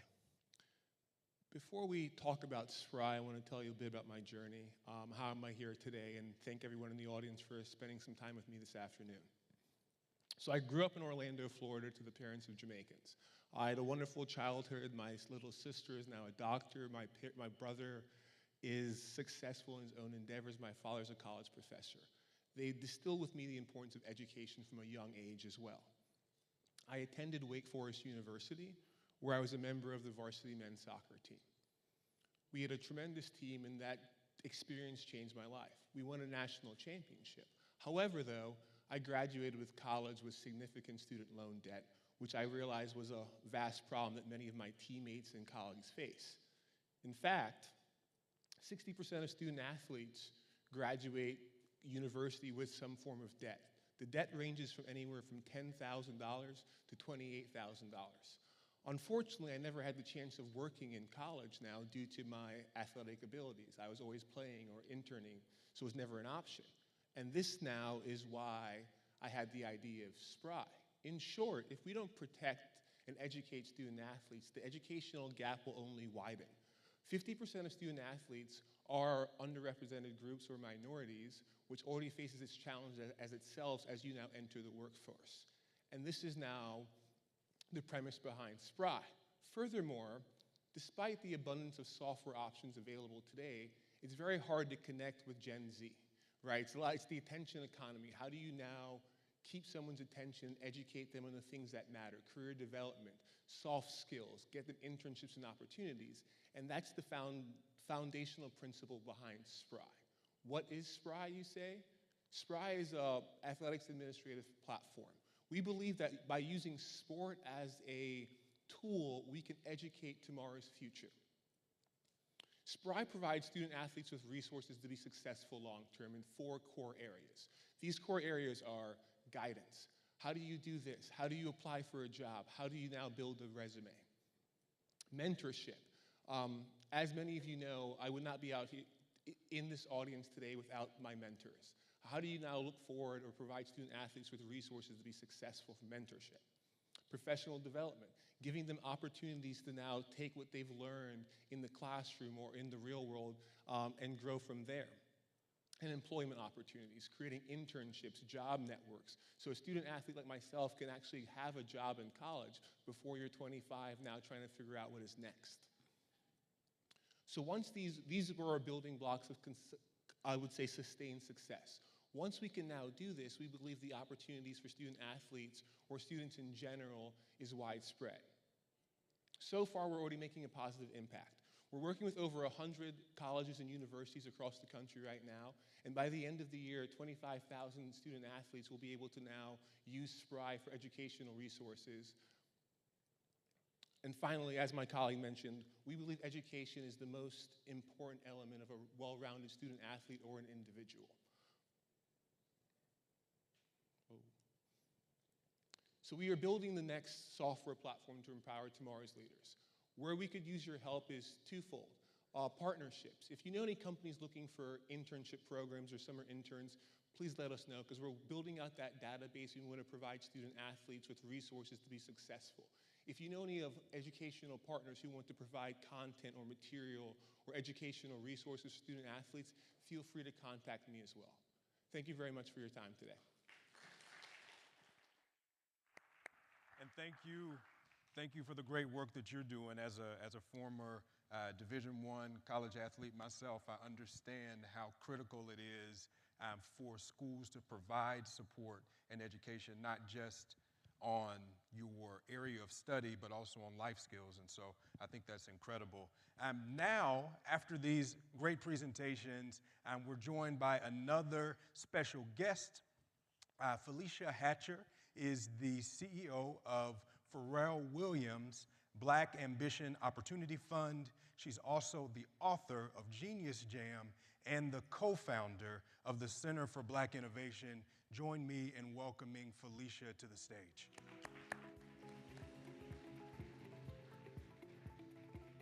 Give Brandon a round of applause. You've been killing it today. And we get to sit in the middle of your genius right now, which is always a pleasure to be able to do so with fellow entrepreneurs and innovators. Y'all look good. Me too. None of us look like what we've been through the past 2 years. No. Right or right? Mm-hmm. Right.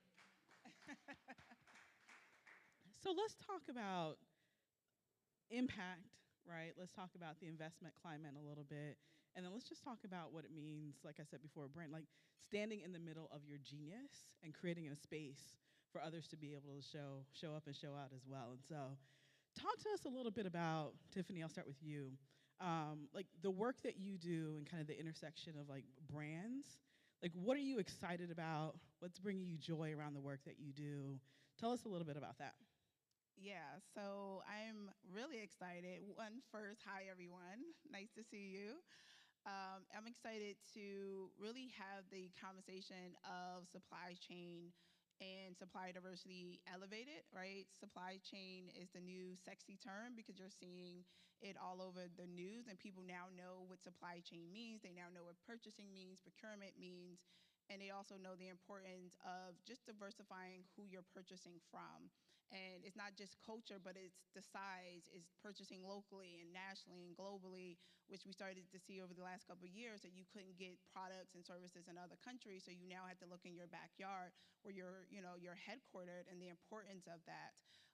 And making sure that your supplier and your supply chain really reflects your employees and the customers you're trying to go after. We spend so much with other businesses to make your business run, yet we don't have relationships with those businesses.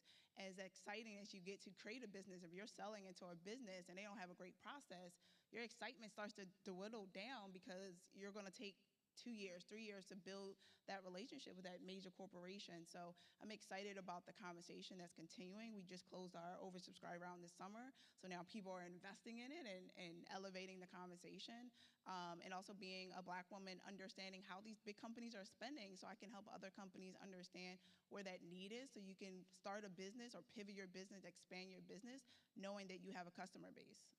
Nice, thank you, thank you. Talk to us a little bit more about like community, right? Like what is exciting you about the work that you're doing around building community, and then what's keeping you up at night? That's a very thoughtful question. When we think about community, the first thing that comes to mind, is a story I can reflect on, particularly as it relates to the Black community in venture capital. Less than 2% of venture capital is going to Black owners and founders, essentially. And what I'm particularly excited is this renaissance of new founders that are able to not only create businesses that are outperforming in the marketplace, but also having profound impact in the lives of many. At ASUSU, we like to call it justice capitalism. Doing good and doing well is by no means mutually exclusive. And that's something we're really, really excited about. I remember when my co-founder and I was in the audience, was trying to raise our first $1.6 million. It took us 18 months. And during that period, we slept at a Denny's because we couldn't afford an hotel room, and we had $100,000 in credit card debt. Even worse, we got kicked out of that Denny's because we tried to sleep at that Denny's. That's how bad it was. But today, like you said, we don't look like what we've been through. We now have a billion-dollar company. We've raised north of $145 million, and we're just getting started. So that's something I'm really thinking about, but we're not successful yet. I want that number to go from 2% to 10% to 50% to even more, because that's how we can have profound impact in the lives of many. What's particularly keeping me up at night at this point is just finding the best talent. We have a fragmented workplace. The workplace is fundamentally changing. And in our business, the speed and quality of your execution is what's going to move the frontiers of your business forward. So that's what's fundamentally keeping me up at night. And this idea of proximity. Our country today is very, very divided, whether we admit it or not. We don't talk to each other. Democrats or Republicans are not talking to each other. Liberals living in major cities are not talking to folks, in the rural areas. But one thing we need to go back to is, if a parent can afford to pay their rent in New York City, that parent matters to me, even if that parent is in Crookston, Minnesota. We need to start thinking about that. What binds us together is greater than what separates us. So that polarity and that division really, really worries me also. Lyle, what's bringing you joy? Because I think it's really important for us to prioritize joy in the work that we do as entrepreneurs, right? And then what's keeping you up at night around the work that you do? What brings me joy so far is the data we're collecting from the student athletes that are using the platform. In the first 72 hours, the average student goes through 3.2 educational modules so far. In the first semester last year, so the 7,500 student athletes we had on the platform, they consumed over, I would say, 3,000 hours of programming. So seeing that there is an appetite to learn, right? There's the stigma of saying, hey, I don't want to learn, or I'm against learning, but the data that we've seen has somewhat said the other thing. So that's really exciting for me now. And as we are expanding the platform to the new schools and new cohorts of users, seeing how quickly they're adopting the education is what's very exciting. But for me, the most exciting thing is now seeing what will happen in 18 months as these young men and young women are entering the workforce. Are they now getting jobs a lot quicker? Or the things that we're teaching them, can we quantify how efficient and easy it now is for them? So that's wonderful there. What keeps me up at night is, I would say, twofold. It's somewhat trying to change the narrative around software. Sometimes software has a negative stigma that, it has consequences and it's detrimental to communication. Yes, there are certain platforms that might create those barriers, but at the same time, many of us wouldn't be here today without software. My two colleagues on stage right now, their platforms are now doing tons of good, and then it's now built through software. So for me, one of my challenges is working with higher education and school boards is to say, hey, this is another software platform, but this software platform can bring about change, is one thing that keeps me up at night. And I guess the next thing is sourcing internships, right? Building out that partner network so or graduating student athletes can have opportunities individually so they don't somewhat compete against themselves for a limited number of opportunities. So if I could double or triple the number of opportunities, I'll be a lot happier. So everyone can have a chance now. Nice. So something that we talk about often with our entrepreneurs at Black Ambition is this conversation that Pharrell and I had about the show Lovecraft Country. I don't know if any of y'all see it. Yeah. Very hard to explain if you've never seen it, but it's a sci-fi series and it's amazing. And two of the characters are having this conversation, Christina and Ruby. And Christina turns to Ruby and she asks her this question, who are you uninterrupted? And I had never heard that question before, right? Having a conversation with Pharrell, who founded Black Ambition. He had never heard that question before. And we couldn't answer it when we heard it, but I'm gonna ask y'all that now, right? And so what we took away from that is if nothing ever stood in the way of you achieving success, like what would your life look like, right? If at every intersection of your life, the light wasn't red or yellow, it was only green, what would your life look like? What would your community look like? What would your platforms look like? And so we got 3 minutes and I got another question after that. So lightning round, like who are you or your community, you can answer it either way, what would it look like to be completely uninterrupted from racism, sexism, bias in the investment space, like all the things that have interrupted people of color, but especially like Black entrepreneurs? What would it look like? I'm gonna start with you, Tiffany. In like 30 seconds? 30 seconds. I definitely know that we would be, building a $100 billion company in this industry as how big this opportunity is in procurement and supply chain. We are creating businesses from our platform because they now know they don't have to take 3 to 5 years to obtain these contracts. And I'm building out a diverse team that is scaling not only nationally but globally. And then myself, part of my passion, in addition to building out companies, is helping others build out companies. So my goal is definitely to become and will be an investor that really jumps in, invests, but also as my expertise and goes across different industries, helping them grow. I love it. In 2 quick sentences, it's really bridging the racial wealth gap. Yeah, and I think that's what a utopia would be like, because the status quo is not sustainable. And if we do that, which I think is a prerequisite to what the founding fathers of this country thought about, creating a more perfect union. I would say success would be community, in that no athlete, collegiate, high school, or youth would feel alone. You would have a network or someone to talk to get advice, to seek guidance, right? To now leverage what you've now known to move yourself forward would be success for me. And the opportunities would be abundant for all. I love it. So last question. What can the CGI community do for you to help you along this uninterrupted path moving forward? Like, what do you need from this community? What can this community commit to doing for you or entrepreneurs like you? Yeah, I definitely would say similar to what I said at the end of the presentation. We're looking for partners that care about not only diversifying their supply chain, but also improving their purchasing decisions. We're looking for, we just closed on a round, but we're always looking for amazing investors and partnerships that allow for us to scale and grow our team even more. And then introductions to executives that are really managing supplier relationships and understanding it's not only improving profit margins, but also building out great companies and supporting these businesses that are in your ecosystem. I think we're always looking for owners and operators of real estate. That's number one, because we want to continue to expand and move the frontiers of our business forward. Number 2 is a ask to everyone: be a justice capitalist. Invest in folks that look like us on the stage, right? We don't need money. I think we're fine for a couple years, but invest in folks that look like us. Give people a fighting chance. It's really, really important. And the last thing I would say is be caught trying. Don't give up.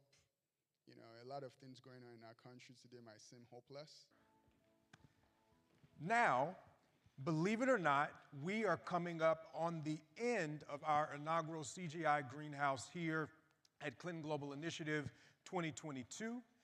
Our final group of entrepreneurs will present in just a moment, and then we'll be joined by a final special guest, which you'll want to hear from to close us out. So join me in welcoming Tosh Dutt from ChargeNet Stations, Nidhi Pant from S4S Technologies, and Camille Terry from Charger Health. Thank you.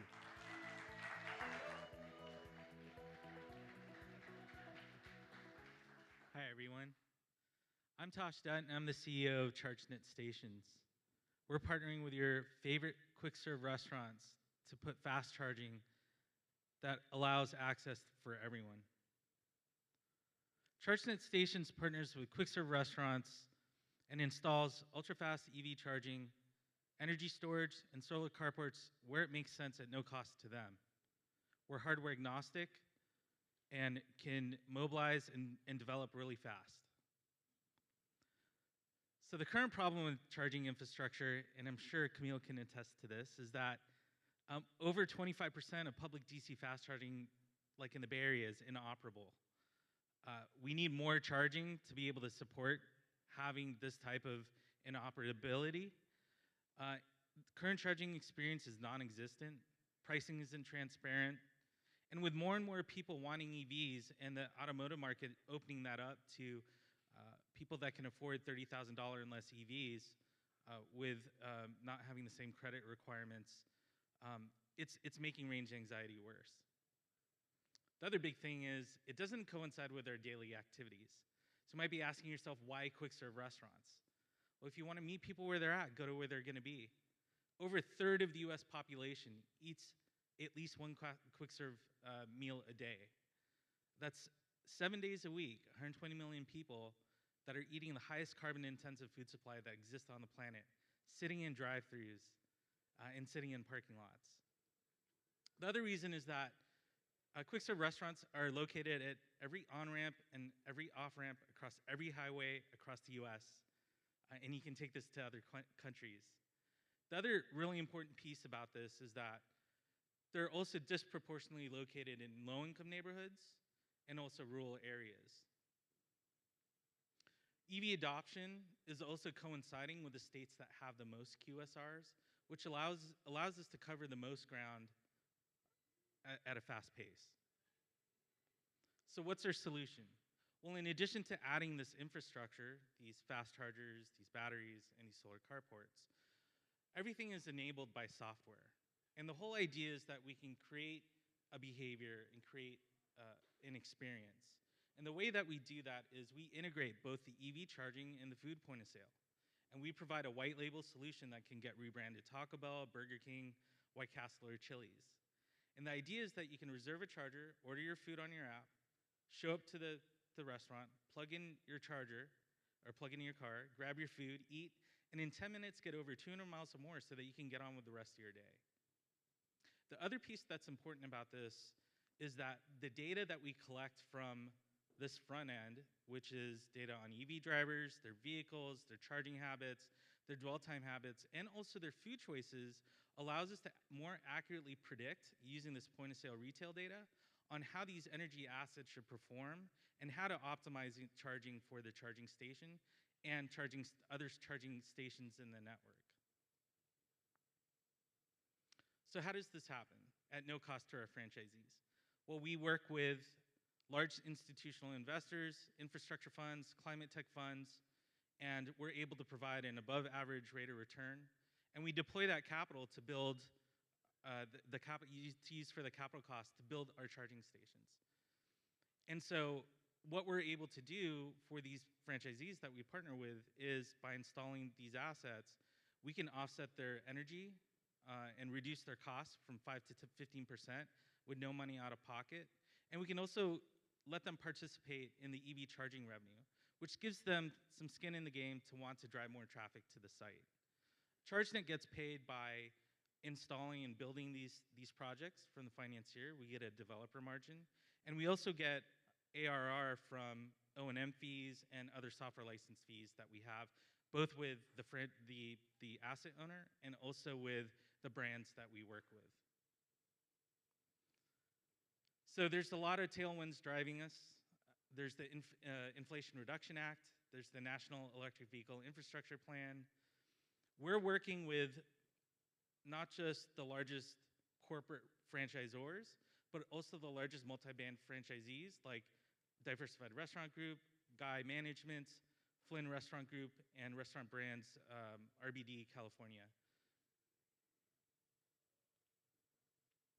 So this isn't really more to show our profitability. It's really to show the impact that the Inflation Reduction Act has on our ability to scale and our ability to build more projects faster. So as you can see, the gray line is without the Inflation Reduction Act, and the gold line is with the Inflation Reduction Act. So what this allows us to do is to cover more ground, to build more fast charging in areas that where there would be otherwise difficult to install fast charging, and also allows us to be more profitable. So where are we at right now? We just opened our first site at a Taco Bell in South San Francisco. We're partnered with the second largest Taco Bell franchisee in the world to build out all 155 Taco Bells that they have in California.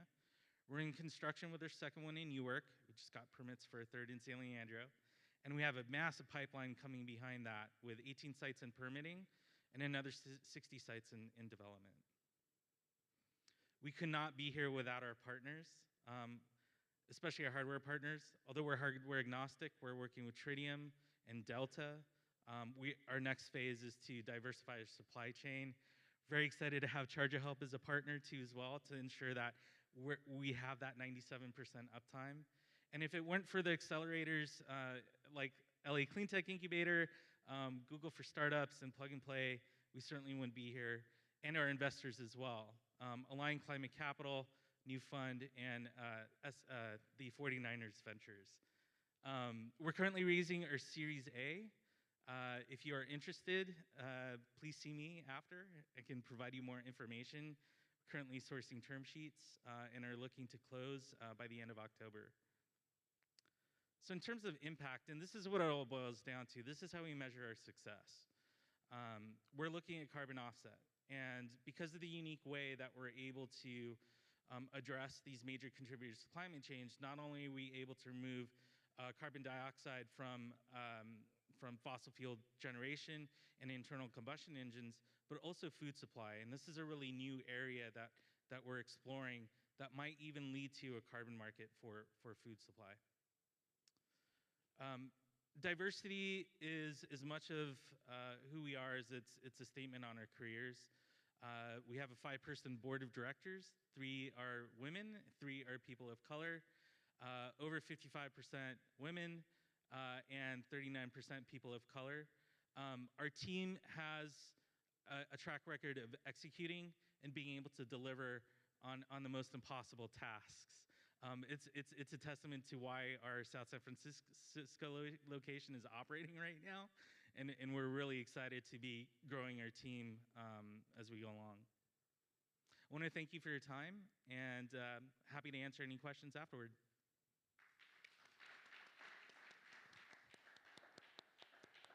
Hello, everyone. My name is Nidhi Pant, and I'm the co-founder of S4S Technologies.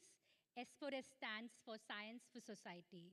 At S4S, we help smallholder women, farmers, come out of poverty by helping them earn assured additional income through food processing. For the largest time, the photo of a farmer for me was of a male figure. But as I spent time in the farms in India, I saw that most of the women working at the farm were women, working in the scorching heat, singing to the Bollywood tunes.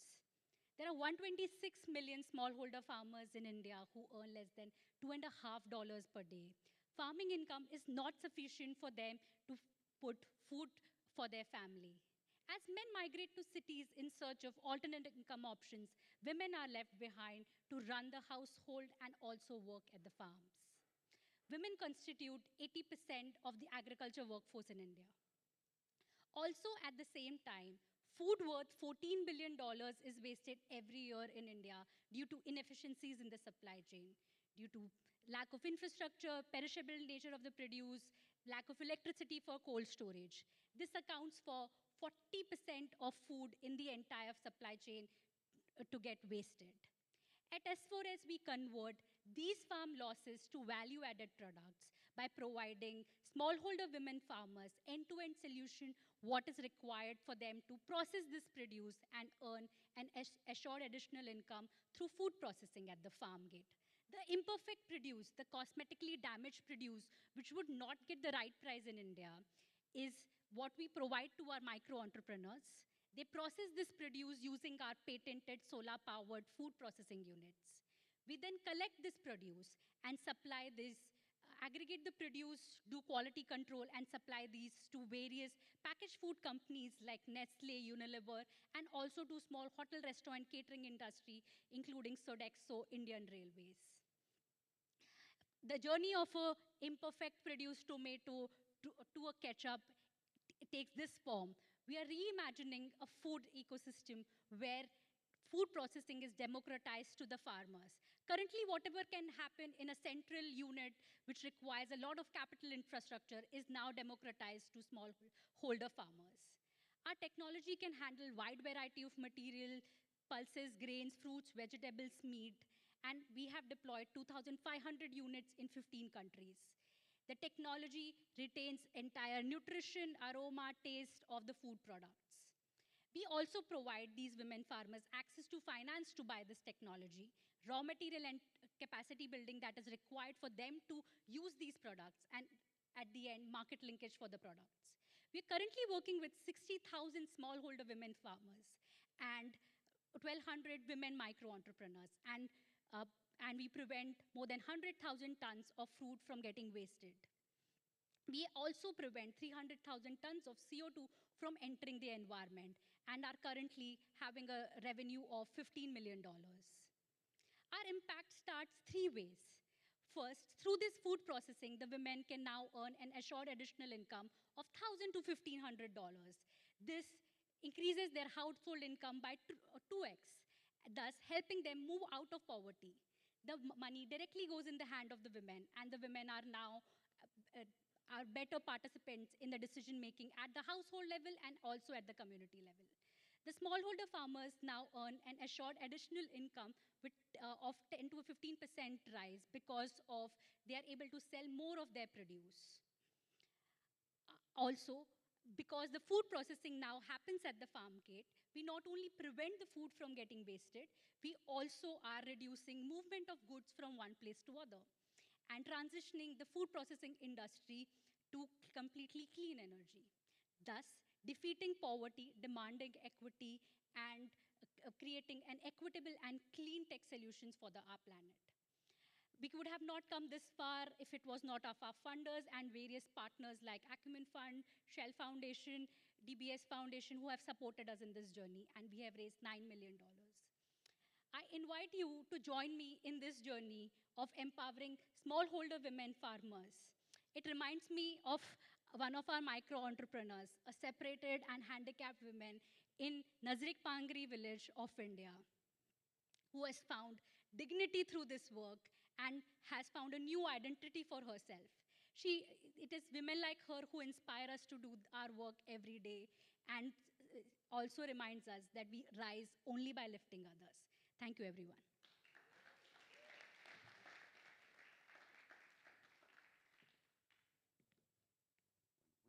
Technology, we tend to focus on the product. But here at Charger Help, we understand that the product means nothing without the people. Like the people who get up and commute to work at 5 a.m. Or the people who understand what it takes to get the job done. Yeah, that's our type of people.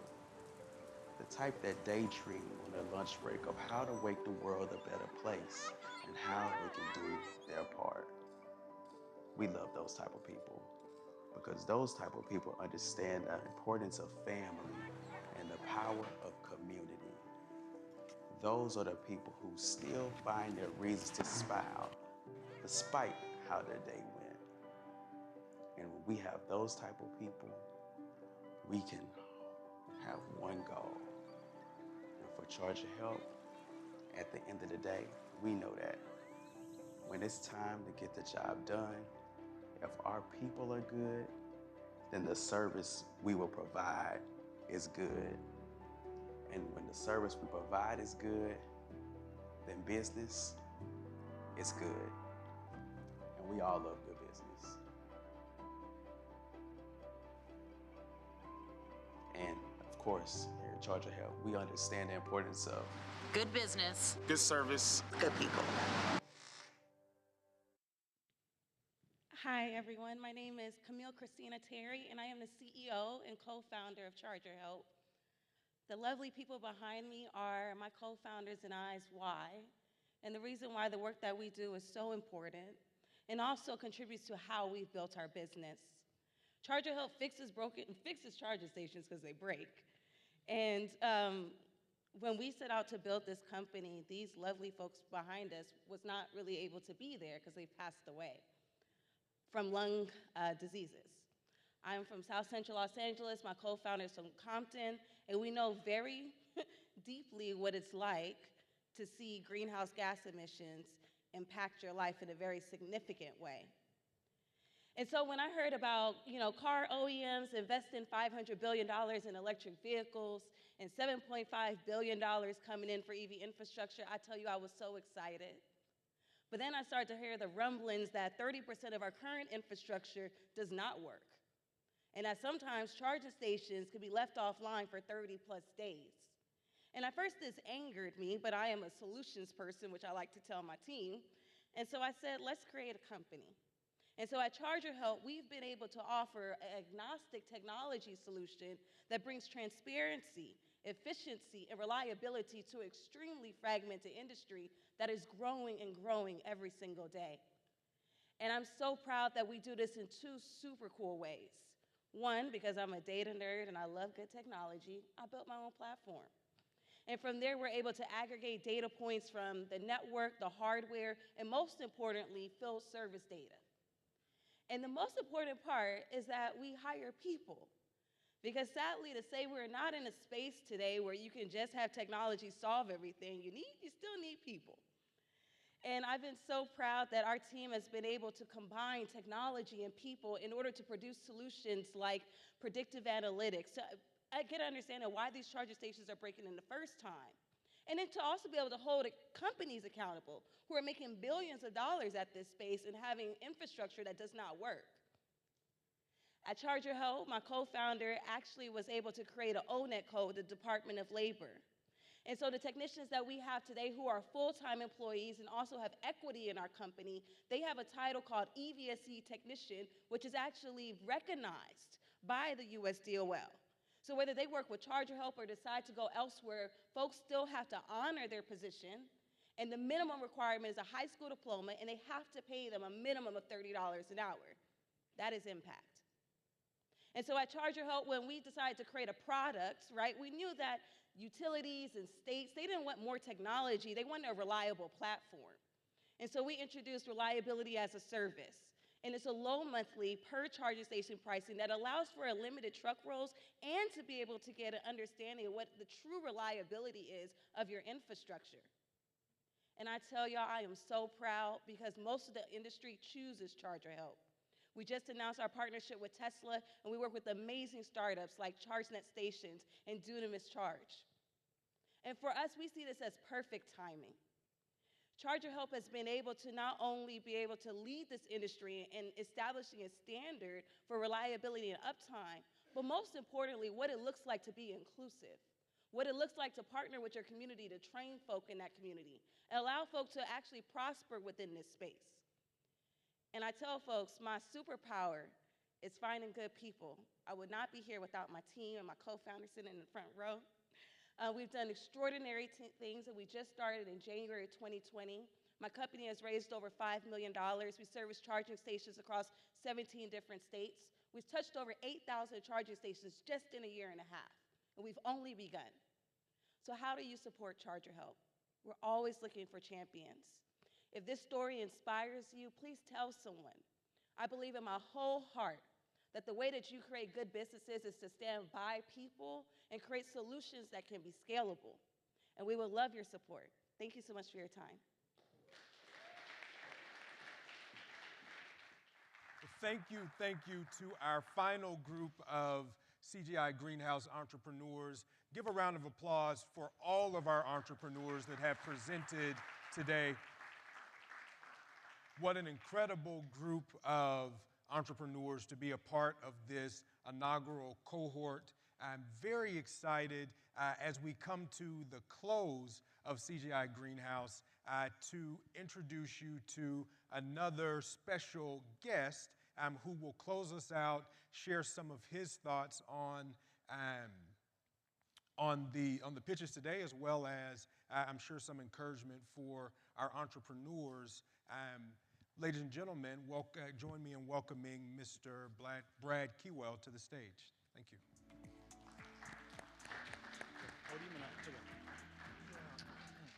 Thank you. It's truly an honor to be here as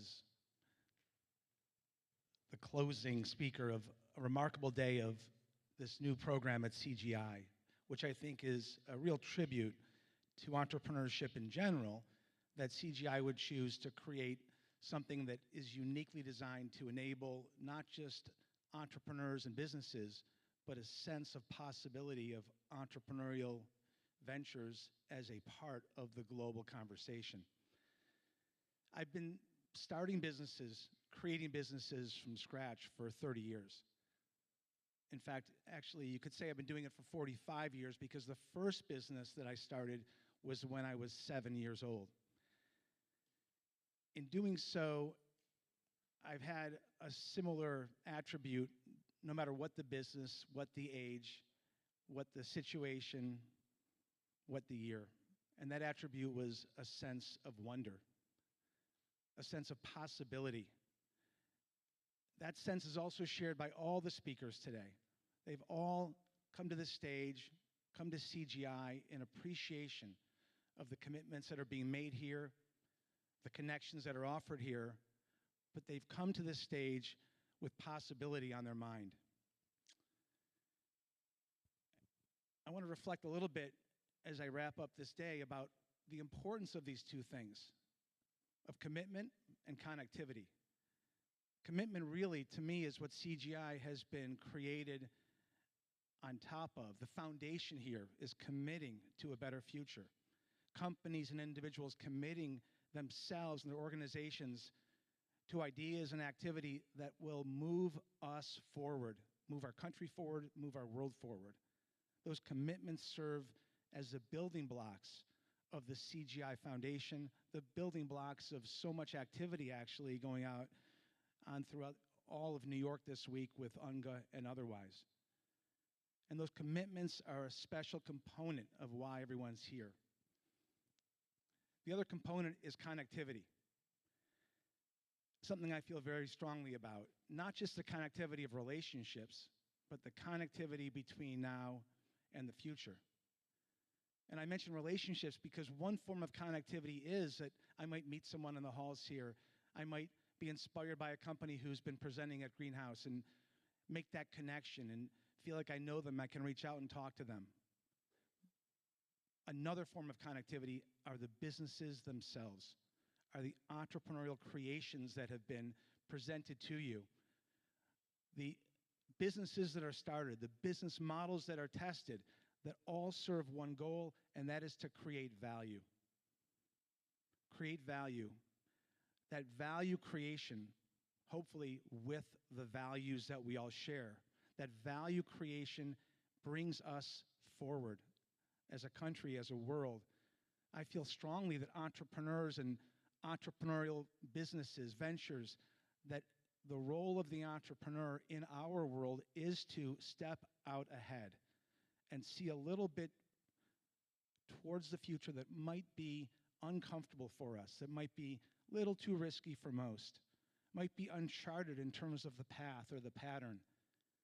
Yet these people that have been up here all day are stepping into that arena, and they're offering themselves and their ideas with action. The action of taking action, the action of not just talking, but of stepping into that arena, starting an enterprise, raising money, and presenting your idea as disruptive, as uncomfortable as it might be, presenting it in the world with the hopes that others get it now, even though it's a little bit ahead of its time. They get it now, and that someday, as your wonder, your sense of possibility manifests itself, the world moves with you. So that's why it's so exciting for me to be here as a true entrepreneur who believes so deeply in the power of creating businesses and bringing teams with you into that arena. I want to just maybe offer one last idea around connectivity as we wrap up this day. And that idea is taking risks to make connections is often the most important risk that an entrepreneur can take. Once we start businesses, they start to grow, we raise some money. Now we're in the game. Now we're focused and sometimes overwhelmed with the activity and the obligations that we've created, overwhelmed with our ideas and the activity that now has created momentum.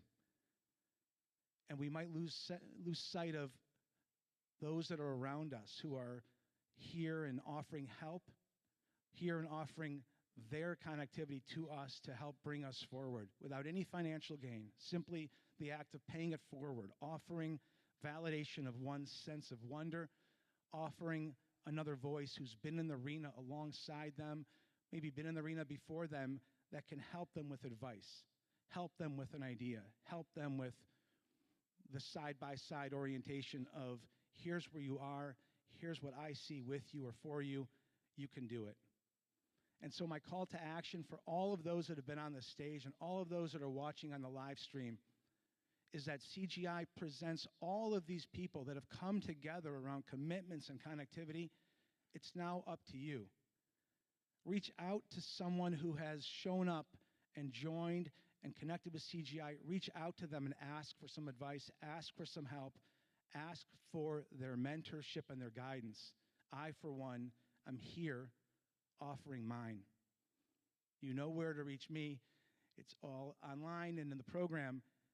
And so, along with all of the other people that are part of the CGI communities, I say to all of those that have been part of this remarkable day of the Greenhouse Entrepreneur Program at CGI, I offer you our mentorship and our guidance, and I offer you the most sincere wish for not just good luck, but for persistence in the path of adversity, and for you realizing that your sense of wonder matters. It matters deeply. So thank you. Thank all of you for being part of the Greenhouse program today.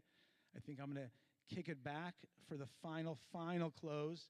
But again, it's my great honor to be here, and I thank you and offer my tribute and appreciation to all the companies that have been part of our program here today. So thank you.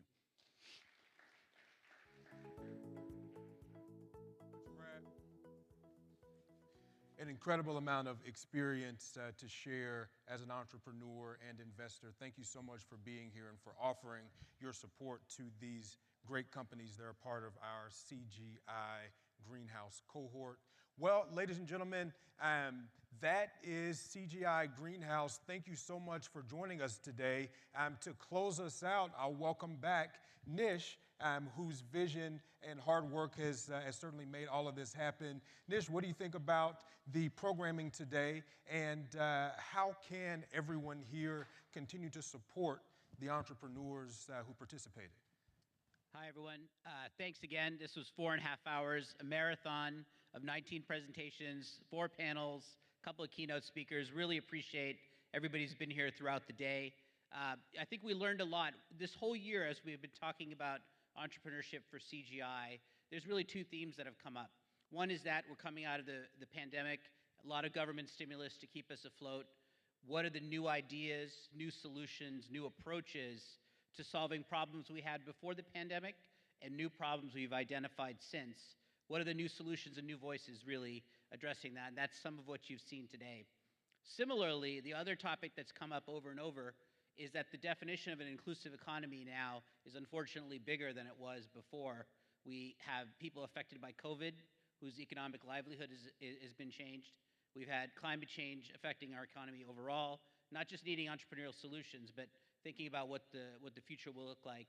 And then lastly, automation, technology, and the constant march of innovation. And I think what you saw today is that entrepreneurs are, as they always have historically, stepping into that void and giving us solutions to address these big challenges that we have. So I hope you enjoyed the day. I know all the entrepreneurs are going to be around. The 4 that are doing product demos are still in there, and look forward to meeting you all later this evening. Thank you, Brandon, for your emceeing for the whole day, and we'll see you next year. One final thing before we go. Again, I know many of you have been taking photos, videos, etc. all day. Please use the hashtag CGI Greenhouse when you're sharing that content, when you're sharing your thoughts about the programming today on social media. We'd love to have you engaged in the online conversation and tag the Clinton Global hashtag, I think, on all social platforms as well. Again, I'm Brandon Andrews. Thank you so much for joining us today and looking forward to engaging one-on-one. Thank you.